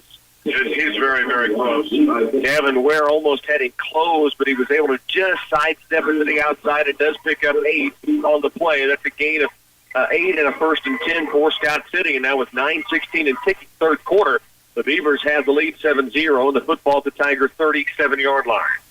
First down and 10. They have churned up 3 minutes of clock here on this drive already. Tight formation this trip. In motion from right to left. Now they hand off underneath the Hayes. And he is going to be stood up after a gain of 5. Tigers really trying to strip at the football right now. You see it at the end of the play. And unable to get it loose at this point. That's a gain of 6, it looks like, though, on Hayes on first down. Yeah, and that's Hayes, their 1,000-yard rusher. He's also a junior. He's 6 foot, 180 pounds. Their quarterback's a sophomore. Their 2 biggest rushers are juniors. They're gonna have something coming back next year as well. Second down 4. Yeager, the receiver, to the right side. 2 backs behind Gooden, the sophomore quarterback. He will turn right, whistle before the play really gets going. Procedure against Scott City. The Tigers benefited from a couple of penalties near the end of the first half, and were able to pin them back. Let's see if they can take advantage here, maybe. Well, well, 2 different times Scott City punted.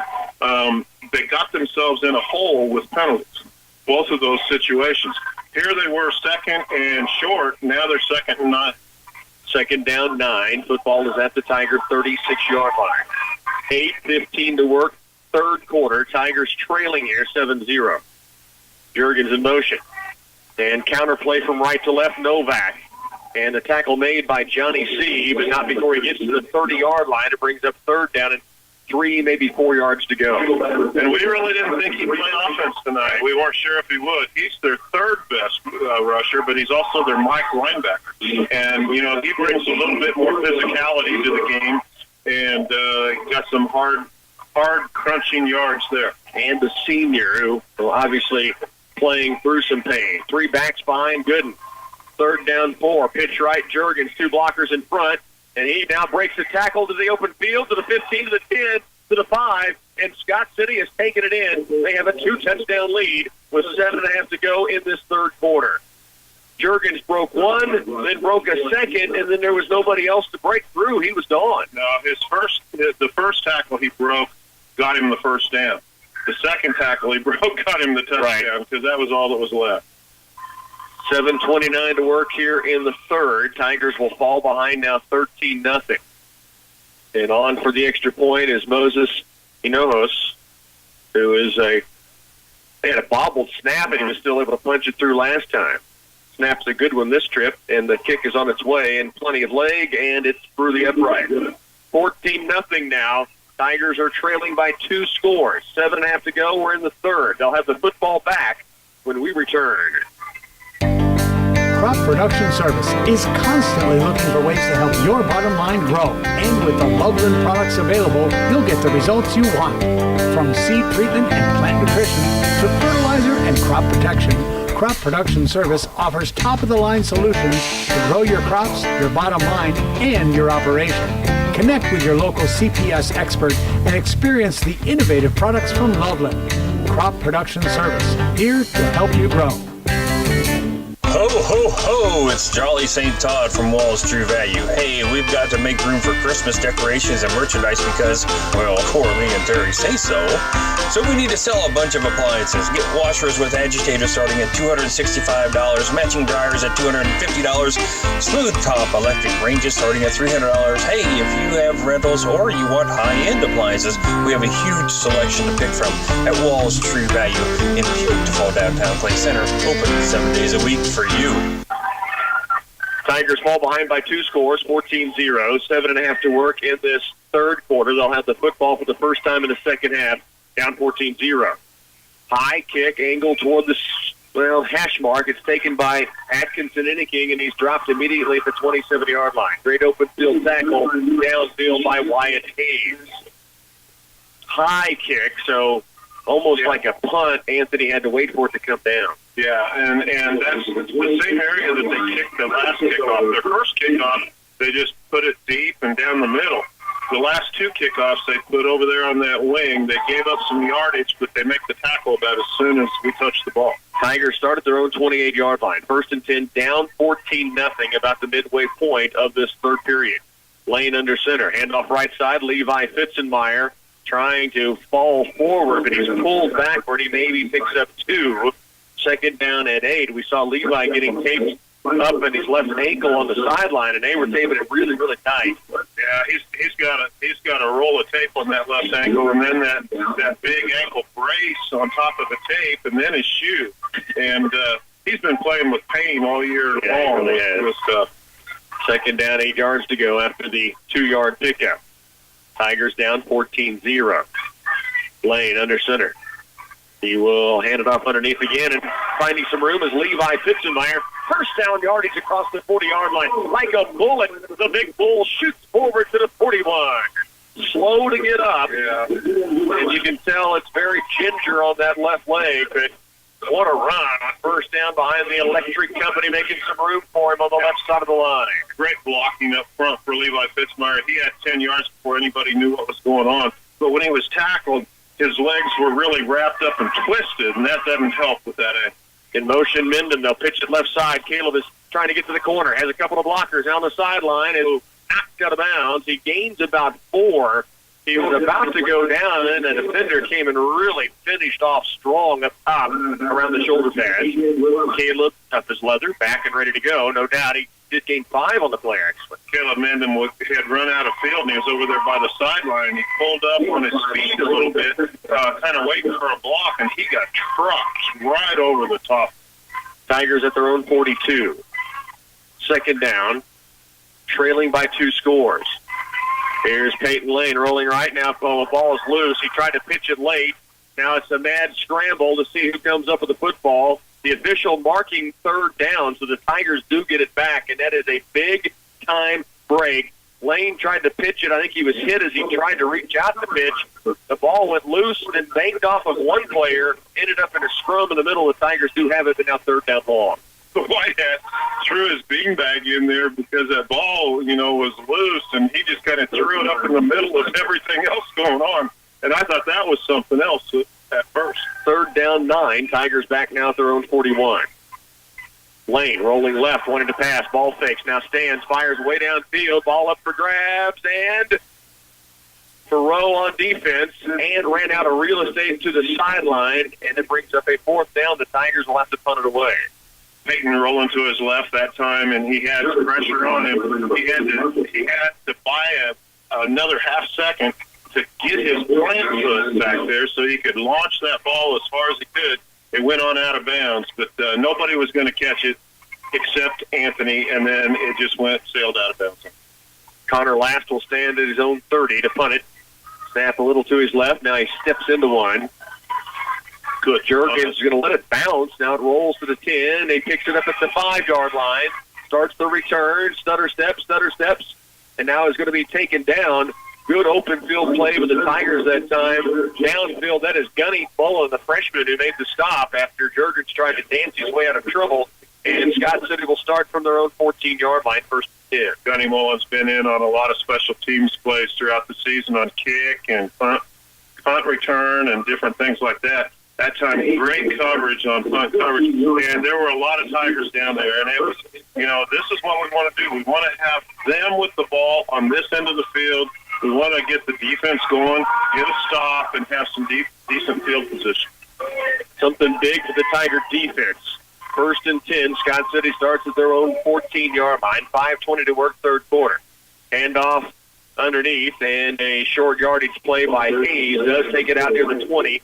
It'll be a gain of almost 5 yards. 2nd down 5, now from the 20-yard line. 5:05 to work, 3rd quarter. Scott City has been deliberate with their offense. They have sustained drives, 2 long drives to begin the second half. The 1 8-minute drive in the first half both led to scores, and that's the difference in the game, 14-0. They really spread the field on the previous play. Now they're all in tight.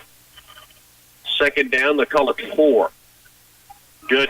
And we've got motion against Scott City, so they backed themselves up 5 yards. It'll be second down now and 9, and the football back near the 15. The right tackle for Scott City got a little anxious there and moved his entire body. I don't think he moved his feet. Right. Everything except his feet moved that time. A little shimmy there on the right side. Mm-hmm. Second down 9, football again, Scott City at their own 15. They lead the Tigers 14-0. 4.5 to work, third quarter. Tiger defense trying to come up big here to give the Tigers a chance in this playoff matchup against the number 1 ranked team in 4 Division II. Hayes to the left side. What an open field tackle. That is Peyton Lane. Big play coming through big. Third down and long. Peyton Lane the tackle almost to the line of scrimmage. It's a gain of 2. What a great, I mean, that's a headhunter safety coming through there, shooting through that gap and making a tackle. Everybody else was engaged in a block, and Peyton Lane just came shooting through everybody. So the ball carrier for Scott City was trying to read his blocks and decide where to go, and all of a sudden he was on the ground. 4 receivers off to the right side. Gooden, the lone back, the quarterback in the backfield. Back to pass, 3rd and 8. Now tucks it and runs it. Gets by one defender, stretches to the outside. He's got first down yardage and more, and Scott City will move the chains. Drop to pass, almost looked like a designed run. He did look downfield, but he wasn't going to look long. Then he saw a wide-open gap to run through and then took advantage. Well, and Wyatt Alexander came off his guy early enough, and he made the call mentally, and he came up to make the stop on the quarterback, and he lost his feet, and he stumbled on the field. So that was our line of defense over there. Made the right play, just couldn't keep the footing on the play defensively. 1st and 10, Scott City out at their own 32 now. Big 3rd down conversion. Here's a run left side. He's tackled to the backfield. Big time play by Johnny C. Jonathan Kramer Rainbow drops him for a 5-yard loss. What a great play by Johnny C. He got through. 5-yard loss, 2nd and 15 now. Our defense is playing as if we're ahead by 2 touchdowns right now. You know, they got a spring in their step, too. They're not down there. You know, they're out there to play football when they're trying to get back into this game. 3:10 to work, third quarter. Tigers trailing 14-0. 2nd down, 15 now. Counter play from right to left. Logan McDonald near tackle in the backfield, and Juergens finally tripped up. That was Ant and Gavin Ware who tripped him up. Peyton Lane made sure he stayed down. A gain of 4. 3rd down, 11.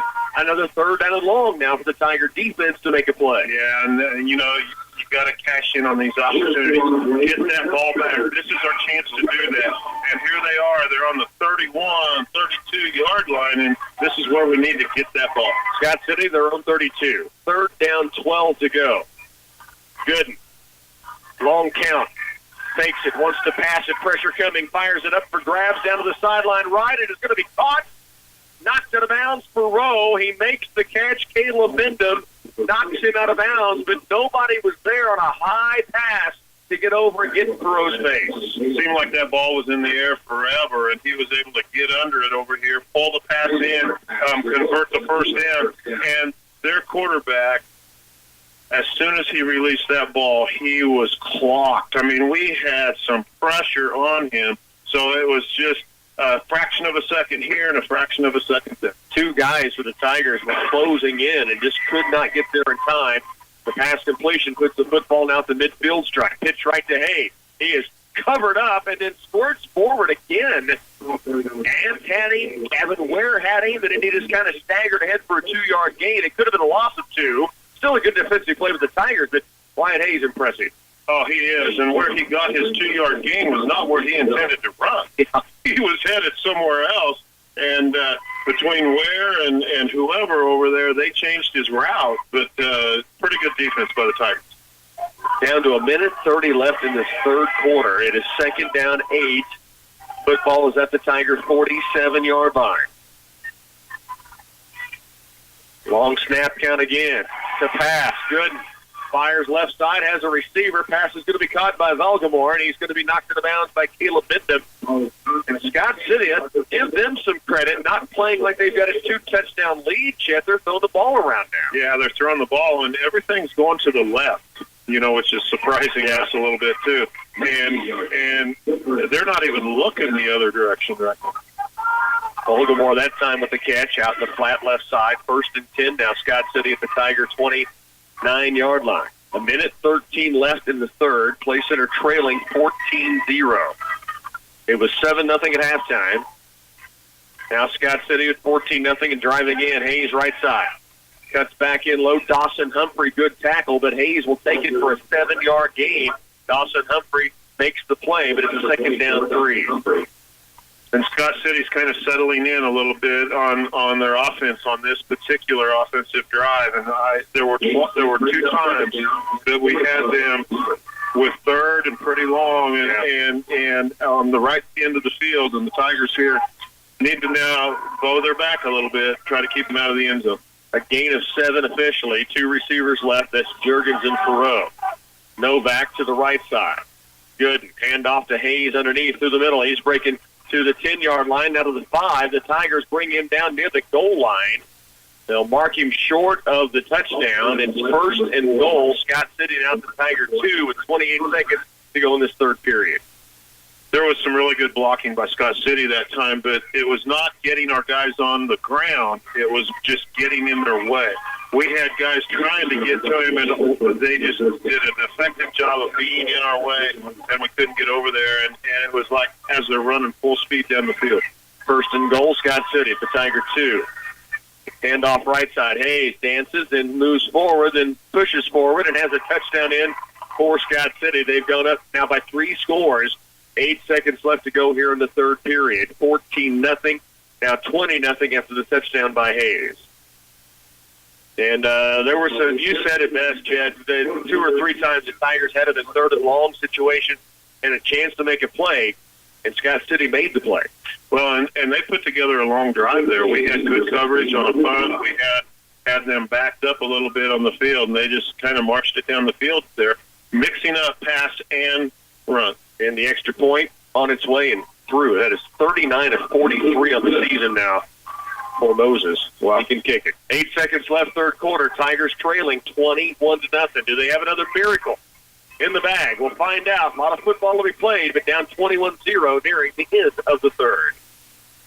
With United Bank and Trust online banking, you have access to your hometown bank 24 hours a day, 7 days a week, 365 days a year at ubankonline.com. You can view account balances, access statements, and transfer money between your UBT accounts. You can also view account activity, pay bills, and even make loan payments without being limited by banking hours. Simply visit ubankonline.com to learn more. Online banking with United Bank and Trust. It's banking for your way of life. Member FDIC, Equal Housing Lender. It's the season of Thanksgiving, and at Twin Valley, we're thankful to have customers like you. We're thankful for your years of loyalty to Twin Valley. We're thankful for the opportunity to serve you. We are thankful for our ability to enhance your communications. We are thankful for the joy of living and working in this community. We're thankful for your continued trust as we move forward. Thank you, and have a wonderful Thanksgiving from your friends at Twin Valley. 21-0, Tigers trail. 8 seconds left to play, third quarter. And it will be Scott City to kick it away. They've kicked it a little high kick short toward Ants the last 2 times. Let's see what they do here. Late third quarter. This time it is a short kick on the opposite side that will be picked up by Wyatt Alexander. He turned the left sideline to the 40, and he almost broke free. The animal gets it out across the 45. 3.5 seconds to work here in the third. He was headed up that sideline, and all of a sudden there was nobody else over there. One guy got over and just caught an ankle, or he might have been gone. Oh, wow. The Tigers trail 21-0. 3.5 to work, third period. They have the football now at their own 45-yard line. Scott City led 7-0 at half. They scored 2 third-quarter touchdowns. The Tigers yet to get to the end zone as they take over here late third. Peyton Lane, pitch right. This is Gavin Seabold toward the corner, and it cuts up through the middle. Boy, he was punished at the end of that run. As we head to the fourth period, he reaches the midfield stripe. It'll be third down, 6 to go after the ball hawk takes it 4 yards upfield. 21-0, Tigers trailing here in the Den when we come back. Geisler Roofing and Home Improvement in Concordia reminds you that brutal winter days will soon be here. You're almost out of time to have your roof replaced before the cold weather season arrives. Roof work must be completed with daytime temperatures of at least 45 degrees in order to avoid long-term problems with adhesiveness. Learn more at GeislerRoofing.com. This is Dallas Hasselmaker, Geisler Roofing and Home Improvement has you covered with more than 38 years experience. Geisler Roofing and Home Improvement, we've got you covered. Intensive sampling, Veris soil mapping, and variable rate application of fertilizers can improve the efficiency of nutrient management. CS Precision Ag can assess nutrient availability of different areas within a field and recommend the right product to improve your bottom line. New customers for the fall are currently being accepted at CS Precision Ag. They serve producers throughout north central Kansas and south central Nebraska. Contact Clayton Bott or visit them online at csprecisionag.com. Again at the end, Tigers with the football. Second down, 4 yards to go. Front to the left side, flag is down. Caleb Minden trying to get outside. And the teams have obviously watched game film. Number 20 is important to what the Tigers try to do, and they are just focusing everything on him right now. Yeah, they really are, and we're going to get called for holding on that play as well. So that's going to be a little insult to injury.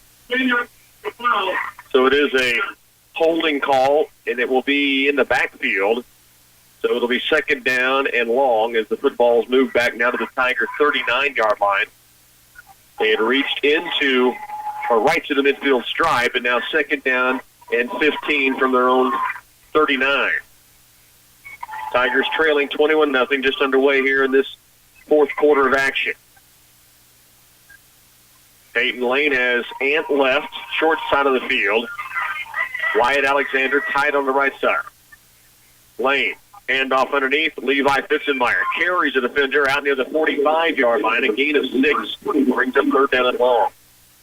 Levi's always so tough in there, and he carries people with him when he gets those yards. 11:15 to work. We're in the fourth period. Tigers third down 10 from their own 45, trailing by 3 scores, 21-0. Same formation as the last time. All the Tigers looking to those wristbands with the play calls. And now set to work. Third down 10. Lane rolls right, option play. He's going to keep it, now tucks it, runs it, and he's got some room to go. 40-yard line, he's brought down from behind, but first and 10 Tigers. Big play. Lane takes it to the Scott City 40-yard line. I tell you what, we were just hoping he wouldn't get caught for a loss there, you know, the way the coverage looked on that play. And all of a sudden, he saw a little crease, and he just took off. And where he got that burst, I don't know. But all of a sudden, he got an infraction. There's a penalty flag well behind the play, right where he got the burst, it looks like. They called it on Wyatt Alexander. He's still lobbying with the official, asking why it was called. He's saying I'm not sure what he was saying. It looked like he was grabbing his shoulder pad as if someone had come after him. But it's now going to be third down 14. It's a big-time run. Oh, what a great run by Peyton. So third and 14, football is backed up to the Tiger 41. And now we've got a whistle before they get set. The officials take a personal timeout here. Oh, they lost a mouthpiece maybe? Looks like a Scott City defensive or a linebacker lost his mouthpiece. I just saw him pick it up, wipe it off the grass, and now have to come out of the game. Cleanly enough. Sure. Third down. Most guys don't even wipe it off, right? All right. Third down 15 with 10.5 to go here in the fourth quarter. Tigers trailing 21-0. Third and 15 from their own 41. Lane, pitch out left for Mendham. Tries to cut through the inside, and he is just met by, they stretched that thing out 3 or 4 different tacklers. Not enough blockers out there to even have a chance for Mendham to get some room. And it's fourth and long. Tigers trying to work the edges the last 3 plays, trying to get something going each direction. And each time we kind of almost did, but 2 of those 3 plays we had a holding penalty. Right. Yeah, Peyton Lane had the big first down run that was negated by a holding penalty. The Tigers have had a couple of holds that were really costly, one back in the first half. Here is Connor Last with the punt. Boomer bangs one down, spirals this one. It'll bounce at the 30. And checks up there and is going to be downed by Dylan Moon. He and Ethan Straub Jake Ferguson all down on the play. 9:38 to work in the game. Tigers trailing 21-0. Have not had a score on Hanover. I'll try to get a score on that. Wildcats out at Caldwell tonight. Well, the Tigers had some glimmers of success getting some things on track there, getting going, but they kept shooting themselves in the foot with some penalties. 2 different holding penalties on that possession. So Scott City will take over at their own 28-yard line. 9:38 remains in the game. Tigers down 21-0. And off to the outside left, and some good room to run for a big fullback who takes it across the 30. Carry was taken by Brandon Winderland. And it brings up a 2nd down and 5. Tigers again trailing here late. First half just smash mouth football, and it's really kind of been the same, but Scott City's just been able to sustain drives and work that clock down. Yeah, they have, and you know, with that comes, we've talked about it in the, we'll get to the stat of the game after this. 2nd down 5. Scott City, handoff, going right side. Jurgens now cuts it back inside. Gavin Siebold, Holden Heigl in on the tackle, and it will be a 1st and 10. Scott City moves the chains again. They're getting more of what we're going to talk about. Our Midland exteriors, or our Midwest product stat of the game, Midwest product stat of the game is the time of possession. See, a lot to a little. Yeah, right now it's about 26 minutes to 13. Doubling them up. Yeah, double the time that Scott City has had the football in their possession to what the Tigers have had, and unfortunately that is our Midwest product stat of the game. As Scott City moves the chains again here, 1st and 10. Here's Winderland left side. Good tackle on the outside. And wrapped up and driven down. That tackle made by Anthony Atkinson, indicating help coming from Gavin Siebold. It's a great tackle by both those guys. Anthony got him down low. Gavin came and finished him off on the top. But a great stop for little or no gain there. And the Tigers, you know, just keep bringing it. They keep bringing it on defense, and I just love what I'm watching out of them out there. 2nd down and 7 after a 3-yard gain.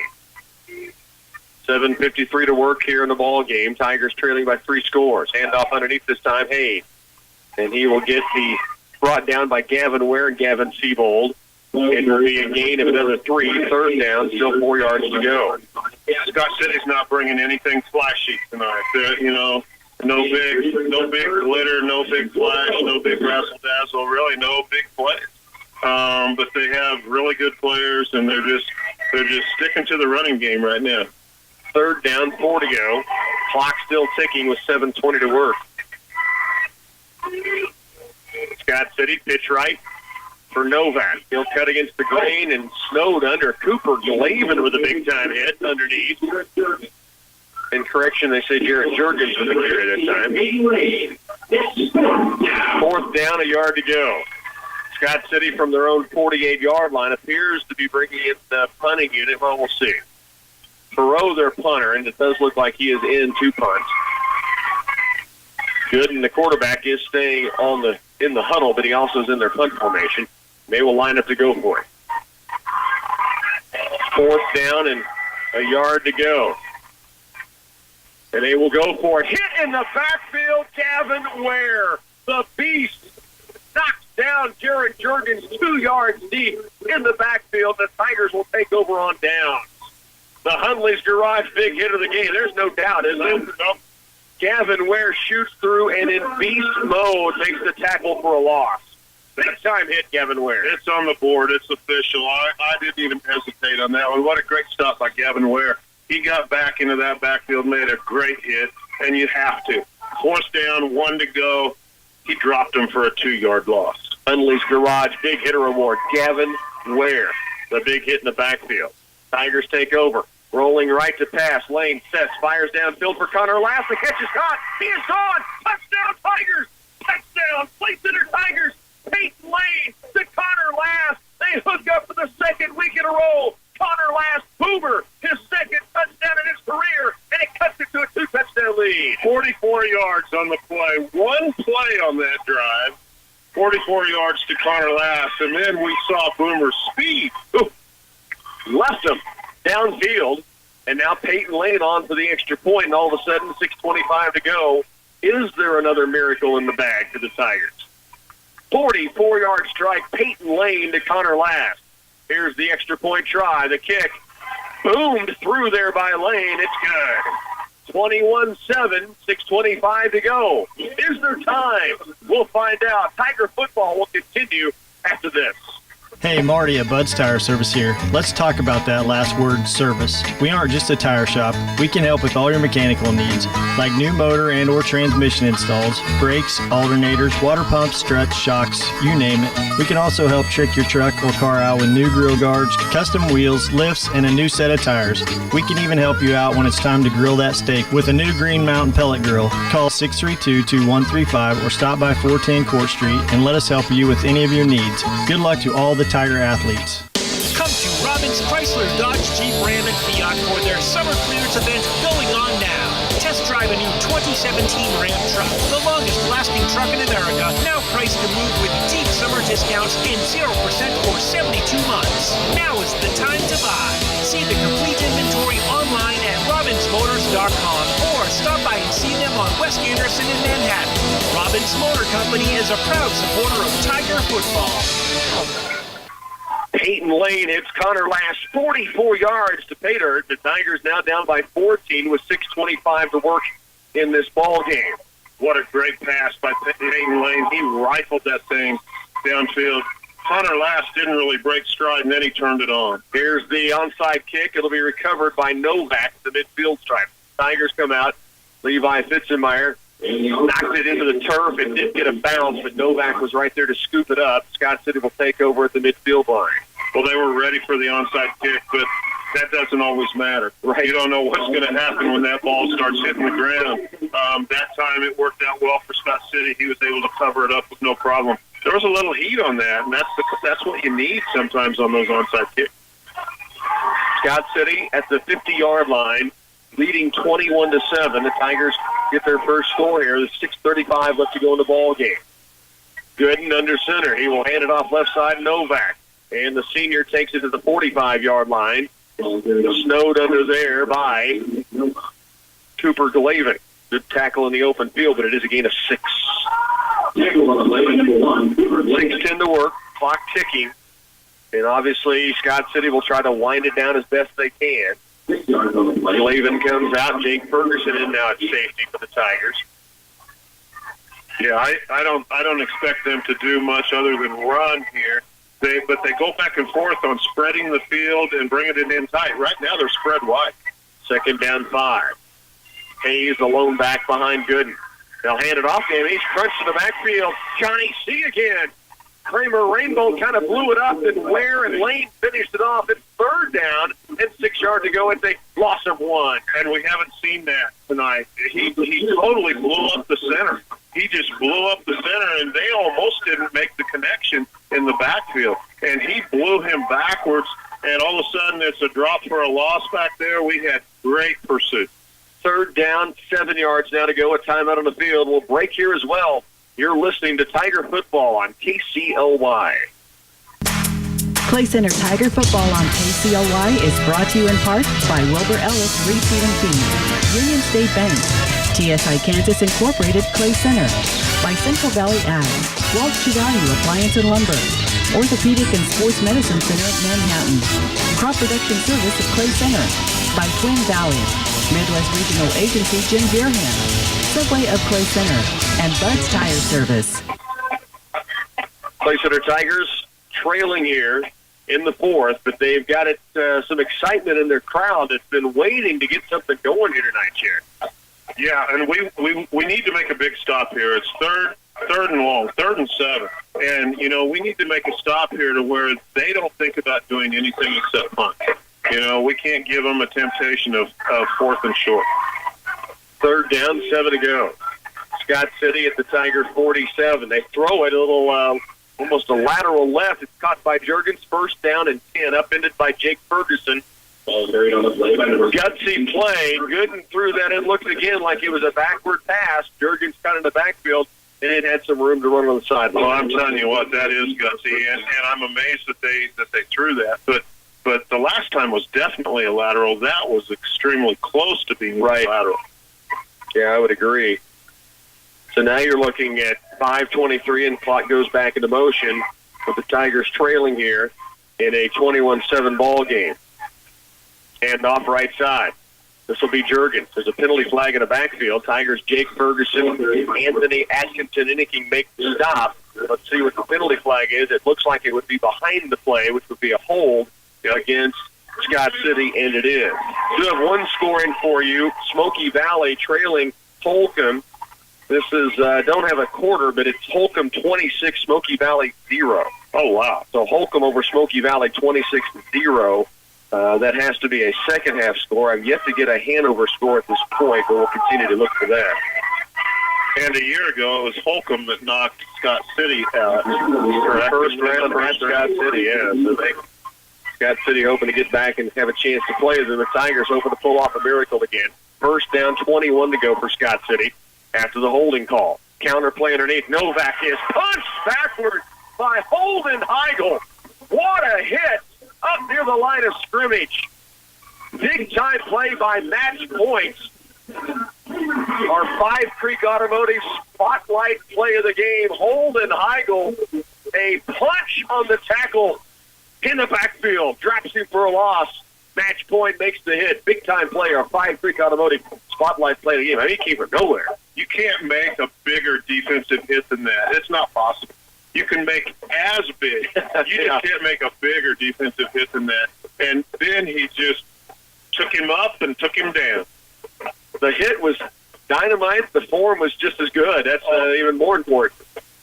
Second down and still, now 22 after a loss of a yard on the hit by Holden Heigl. So the Tigers have forced Scott City now to second down 22. 4:51 remaining in the ball game, trailing 21-7. Now, I wouldn't call that a reverse, but it was enough of a stretched-out counterplay that it almost looked like a reverse. And, Scott City's pretty conventional with most of their play calls, but he was all over that play. He was right where he needed to be and just drilled him. So it will be second down 22. Scott City wanted to pass it. There's that kind of backward pass again. Peyton Lane forces him to the outside, and then Hayes, the receiver, will get it to a third down, 13 to go. The Tigers over there want holding called, and I do too. I mean, we were trying to get over on coverage, and I think we would have if it worked for whatever. But still, the Tigers in great position for third and 22 to go. It's third and about 17 to go. Scoreboard's not updated. 4.5 left in the ball game. Tigers down by 14. Screenplay set up across the middle, and it is hit. Nearly taken away by Holden Heigl. It will be completed to Hayes. Two tough things for the Tigers. Holden Heigl almost took it away. Yeah. He almost made an interception, but the clock continues to tick. Yeah, absolutely. And the Tigers were not fooled with that screenplay. I don't think anybody in Clay County was fooled by that screenplay, but still, you need to defend it, and that's exactly what the Tigers did. Fourth down, and it will be a punt from Perot. Stands at his own 45. The snap is a little low, but he picks it up. The kick is a high, nasty kick that will go out of bounds at around the Tigers' own 27-yard line. The play center takes over. 3:46 left. You got to score quick. Maybe a one-play touchdown drive again, like last time, would be good. Oh, my goodness. I was watching that official bring it up the sidelines and make the mark. Where that ball went out of bounds was only 2 yards beyond their original line of scrimmage before the holding call. In other words, it was 8 yards short of where they needed for the first down. Tigers struck quick last time with Peyton Lane with 44 yards to counter last. 3:46 remaining, down by 14. They've got to strike quick again. Lane under center, rolling left. He'll want to pass, steps back, off his back foot, fires downfield for Last again. That pass is going to be caught in a crowd. That is Connor Last hauling it in. Both players come down with it. First and 10 Tigers. They've got it to Scott City 42-yard line. Both players come down simultaneously with the football. It belongs to the offense. Connor Lass, another big play downfield. And did he fight for that ball? Yes. He fought for that ball as hard as anybody I've ever seen. Now, first of all, he put his body in the perfect position between the receiver. Lane rolling right. Stutter steps. Fires. He's wanting Lass again. He's got a step. There's a penalty flag downfield. It's a defensive interference against Scott City as Connor Lass had him beat again downfield. I tell you what, they threw that flag on the 15-yard line. That's where that ball was. And Connor Lass was basically being tackled from behind while the ball was in the air. It's a good penalty, to be honest, by the defensive back for Scott City. Yeah. Because if he doesn't do it, I think Connor Lass is in again. As it is, it will stop the clock at 3:23 remaining. They'll step it off from the line of scrimmage. Tigers will have it at around the 25-yard line. Play center on the line of scrimmage, waiting for it to be marked so they can get set to go. So I love the tempo the Tigers have going. Down by 14, trying to make a push here late. 3:23 remain. Peyton Lane to the sideline, waiting for the call. Ball is spotted. Clock stops on that penalty, so it will not go into motion until it's snapped. 3:23 left. Play center now at the Scott City 27-yard line.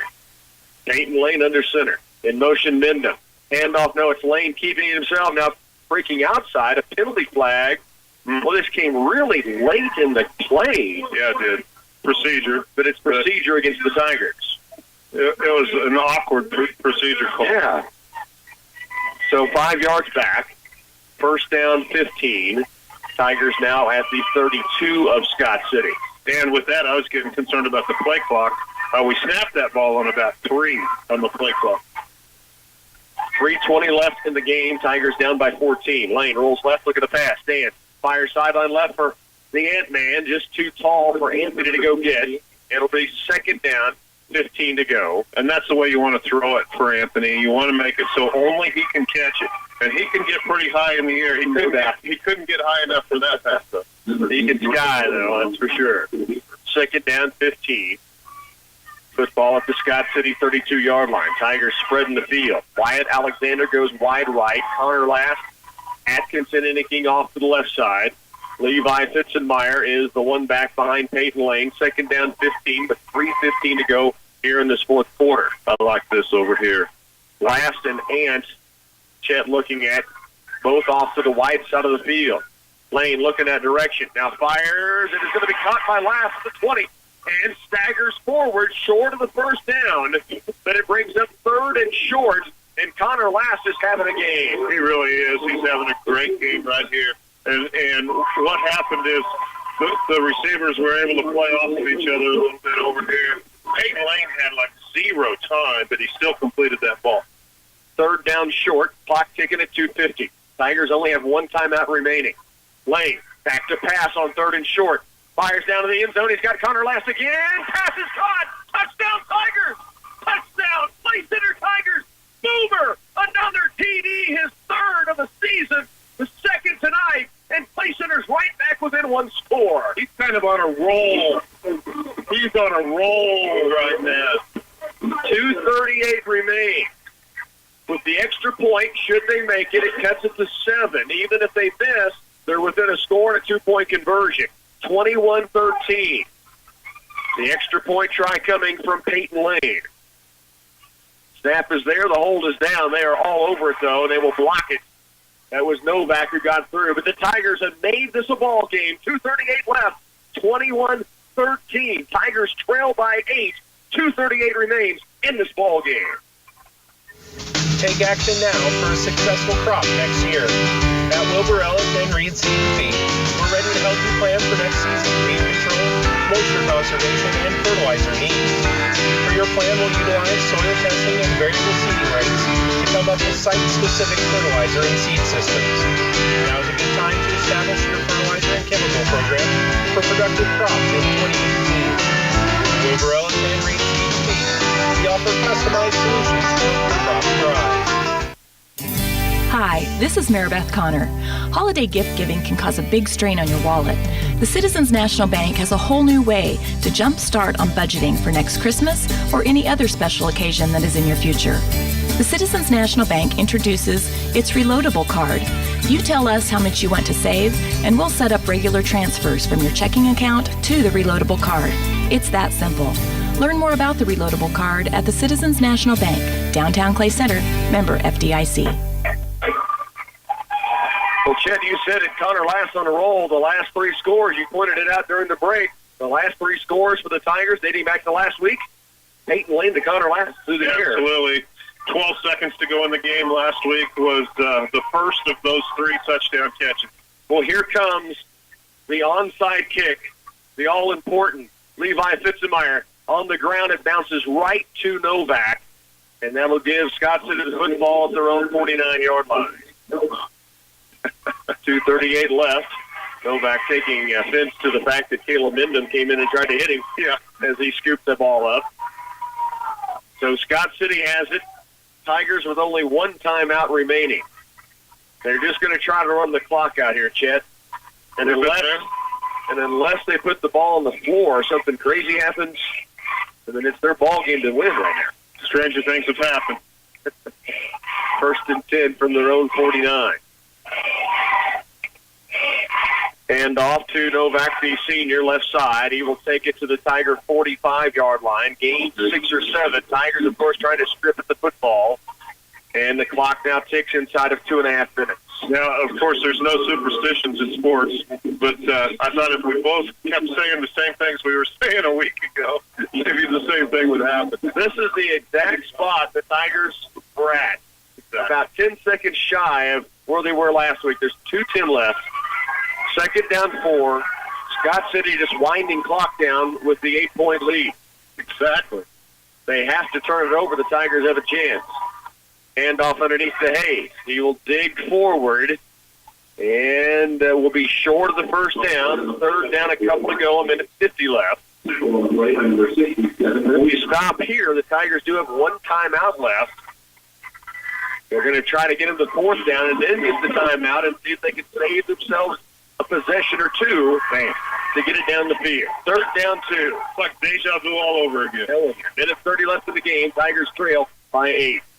3rd down, 2 yards to go. Scott City will not snap it until the play clock is down inside 5. Now they go under center. Here is handoff. Juergens pushing forward. Tigers pushing back, but it appears he has a 1st and 10. They will give him the spot inside the 41 of Clay Center. That's going to move the chain. It will stop the clock at 1:12. But now Scott City has it 1st down and 10. We hit him hard. We drove him back, but he did pick up that 1st down before all that happened. Not by much, maybe by a half a yard. But they're going to bring the chains. They are going to measure. Can we go to our Debenham electrifying play of the game? Do it. I think the 1st or the 2nd touchdown. Well, let's give him away. Let's give him the catch of the game. Okay, I got it. Debenham electrifying play of the game. Connor Last from Peyton Lane, the 2nd touchdown that cuts this lead to 1 score. And all of a sudden you're back in. We're back in the game. I'm telling you. Amazing stuff. I'm telling you. Debenham electrifying play of the game. Peyton Lane to Connor Last for the TD. And I'm going to go to our catch of the game. Catalyst Signing Graphics. There's a timeout on the field is why we have time to do this now. But our Catalyst Signing Graphics catch of the game. 6:25 left. You're down. You haven't done anything offensively, and all of a sudden, Peyton Lane, after the Tiger defense stops, remember, Peyton Lane, 44 yards, and Connor Last hauls it in and then scoots away from everybody. He just really pulled away, and he barely broke stride when he made the catch. You know, he just turned into the hot target here all of a sudden in the 4th quarter. We could almost give him the catch of the game when he wrestled it away from the guy down here on our sideline, and that was an important catch as well.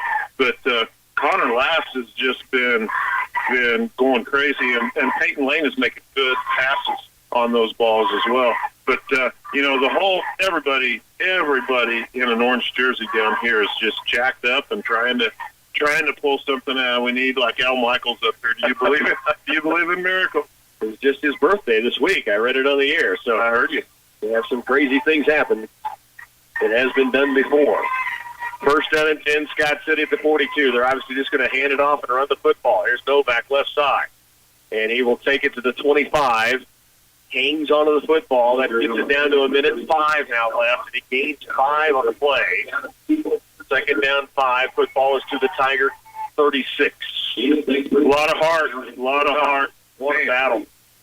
Down 21-0, 6:25 left in the game, and before you know it, they were right back in this thing. Second down 5 to go for Scott City. At the Tiger 36-yard line. Gooden. Handoff. This is Juergens.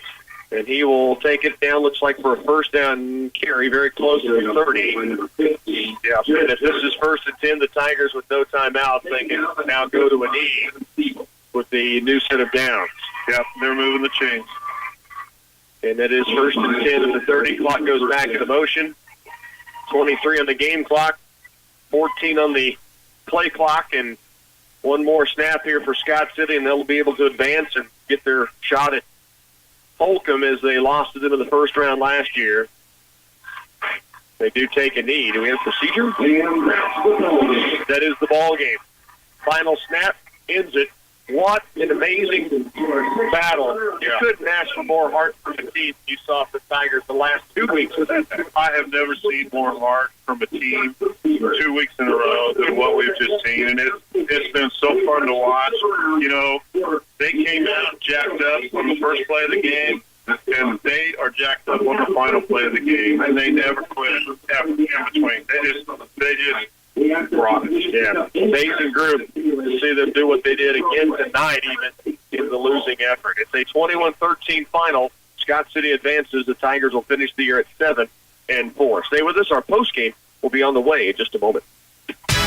Great taste, fresh ingredients, lots of menu choices, all made to order with fast and friendly service. It all adds up to Subway, the one place where you can build your own meal exactly the way you like it. Subway in Clay Center is proud to sponsor CCCHS athletes, and whether you're heading to the game or getting ready to hit the road for home, the crew at Subway looks forward to seeing and serving you. Tiger fans and Subway, a winning combination. Central Valley Ag suggests before you put your next crop in the ground, put the full Precision Ag package to work for you. Field Reveal, a powerful, innovative software platform combined with the 4-step Central Valley Ag Advanced Profit System. You and your CVA field sales agronomist will put together seed selections, then use season-long field management to maximize your yield and profit. Get in touch with your nearest Central Valley Ag branch or go to cvacoop.com. Learn all about Field Reveal before you make plans for the next growing season. Back again on postgame. It's being brought to you this evening by B&D Seamless Gutters, Homestead Real Estate, Play Center, Clay County National Bank, and Cloud County Community College. And along with our studio engineer, Bernie Fancella, Chet Carlson, Zach Elzinger, Rocky Downing with you in a Football Friday playoff action. First playoff win since 1993 last week in dramatic fashion. And you're down to a point where, okay, Scott City's just got this game, and why would you ever give up on the Clay Center Tigers again? No, you can't. You can't give up on these kids because they're not giving up on themselves, and they just believe, and then they pull things out, you know. And those 2 touchdowns were just fascinating to watch. They were in the fourth quarter. There's big defensive stop, remember, to begin with. Gavin Ware, Holden Heigl both got in on big plays, 3rd down, and then 4th down they make the stop, and the Tigers take over the football, and then 1 play later, 44 yards, Peyton Lane hits Connor Last, the touchdown, and you just had a feel like, okay, that was kind of fun. Let's go get it again, and then they did. And the Tigers got it back defensively. After an onside kick try, remember, short field, they were still able to get it back, and then they were able to drive downfield, and Connor Last again with a touchdown reception from Peyton Lane. And Zach, 100 yards for Connor Last? Yeah, Connor Last had 101 yards. All in the fourth quarter? All in the fourth quarter on 4 catches. Good night for him. That's wild to finish the game in the manner that they did. They had 33 yards in the first half. And then all of a sudden they got it going, and just too little too late. And that's what it was. And I was thinking that phrase a little while ago as well, you know, just too little too late. But boy, when they flashed hard. I mean, that was lightning struck, you know, a couple of times there. And onside kicks work every once in a while. You know, we tried them twice. And still, you know, we made that stop on defense. It's just so fun to watch these kids all season long, and they grew so much. They grew so much from where they were in September to this point. and they gelled so much as a team. They believed in themselves, and they believed in each other. And sometimes that works, when everything gets to clicking. Here at home for the Tigers, I get a chance to record the starting lineups, and it goes over the PA as they come out and run on the field. And as I talked with Coach Rice this year early in the season, he goes, well, you think anybody would know if we just did the 12 seniors? And I said, if they want to come complain about that, let's let them complain. So when we meet the offensive starters and the defensive starters this year, it's been the 12 seniors. So 12 starters are announced. It was again tonight, and what a group of 12, huh? Oh, absolutely. They were solid. They're leaders. Most of them have played quite a bit, through their varsity career. But, boy, did they gel as seniors. They played well as sophomores. Some of them played well as freshmen. Played really well as juniors, but not like this year. Yeah, not like this year. It's just something about knowing you're kind of in charge and then doing something with it. Yeah, and boy, did they as well. 7-4 on the season, the big playoff win last week. I know Chet still visits with his teammates. Zach, you're a few years removed now from playing on this football field. You guys still sit around and talk about the games you played, right? Oh, yeah, we always go through them, go over them again, but it was always a tough night on that last loss of the career. It really is, and I know those guys going through those emotions right now, but they've accomplished something that not many have with the win first since 1993. And I don't mean to overplay that, but that's a monkey on the back. And Coach Rice told me, we've talked about it, but preseason, but not during the year. But there's newspaper articles. There's guys on the radio, us, talking about it. There's people in the community bringing it up. They understood what it meant to win that game last Friday. Oh, absolutely. And, all of a sudden, a few years turn into a few decades, and all of a sudden it becomes an issue that you don't want it to be an issue, but it's out there. Right. And so anytime you can make one of those disappear, that's a great thing. It's a good thing, right? Yeah. It's a great thing, exactly.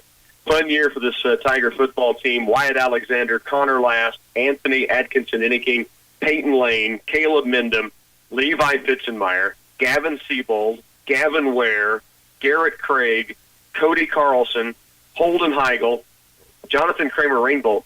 We called those guys' names all year. Not that there's 12 seniors on the team. They're 12 seniors that contributed every night. Exactly, and that's what I was going to say as well. Every single one of those guys was a huge part on both sides of the ball. I mean, all through. And, everybody, as they just heard you read through the seniors, they're like, oh, my goodness. He's like calling their names in every play. Right. In all of them. I should have said it this way, I guess. Number 2, the Animal. Number 4, Boomer. Number 16, the Ant-Man. Number 18, Big Play. Number 20, Tough as Leather. Number 21, the Big Bull. Number 35, the Ball Hawk. Number 53, the Beast. Number 54, Hollywood. Number 56, the Mad Hatter. Number 66, Match Point. And number 71, Johnny C. Nicknames all well-deserved, wouldn't you? Oh, absolutely. And that's their identity. It becomes their identity through a football season, out here. And they will hang on to this for the rest of their lives. Great season, and thanks for letting us follow along on a great trip. Even the final 625 when you made it interesting one more time. For our studio engineer, Bernie Fancella, Zach, appreciate you stepping up in the booth this year. We hope to keep you in the booth for a long time. Chet Carlson with us. As always, great to have you along with us here in the Tiger booth. This is Rocky Downing telling you to enjoy the rest of your Football Friday.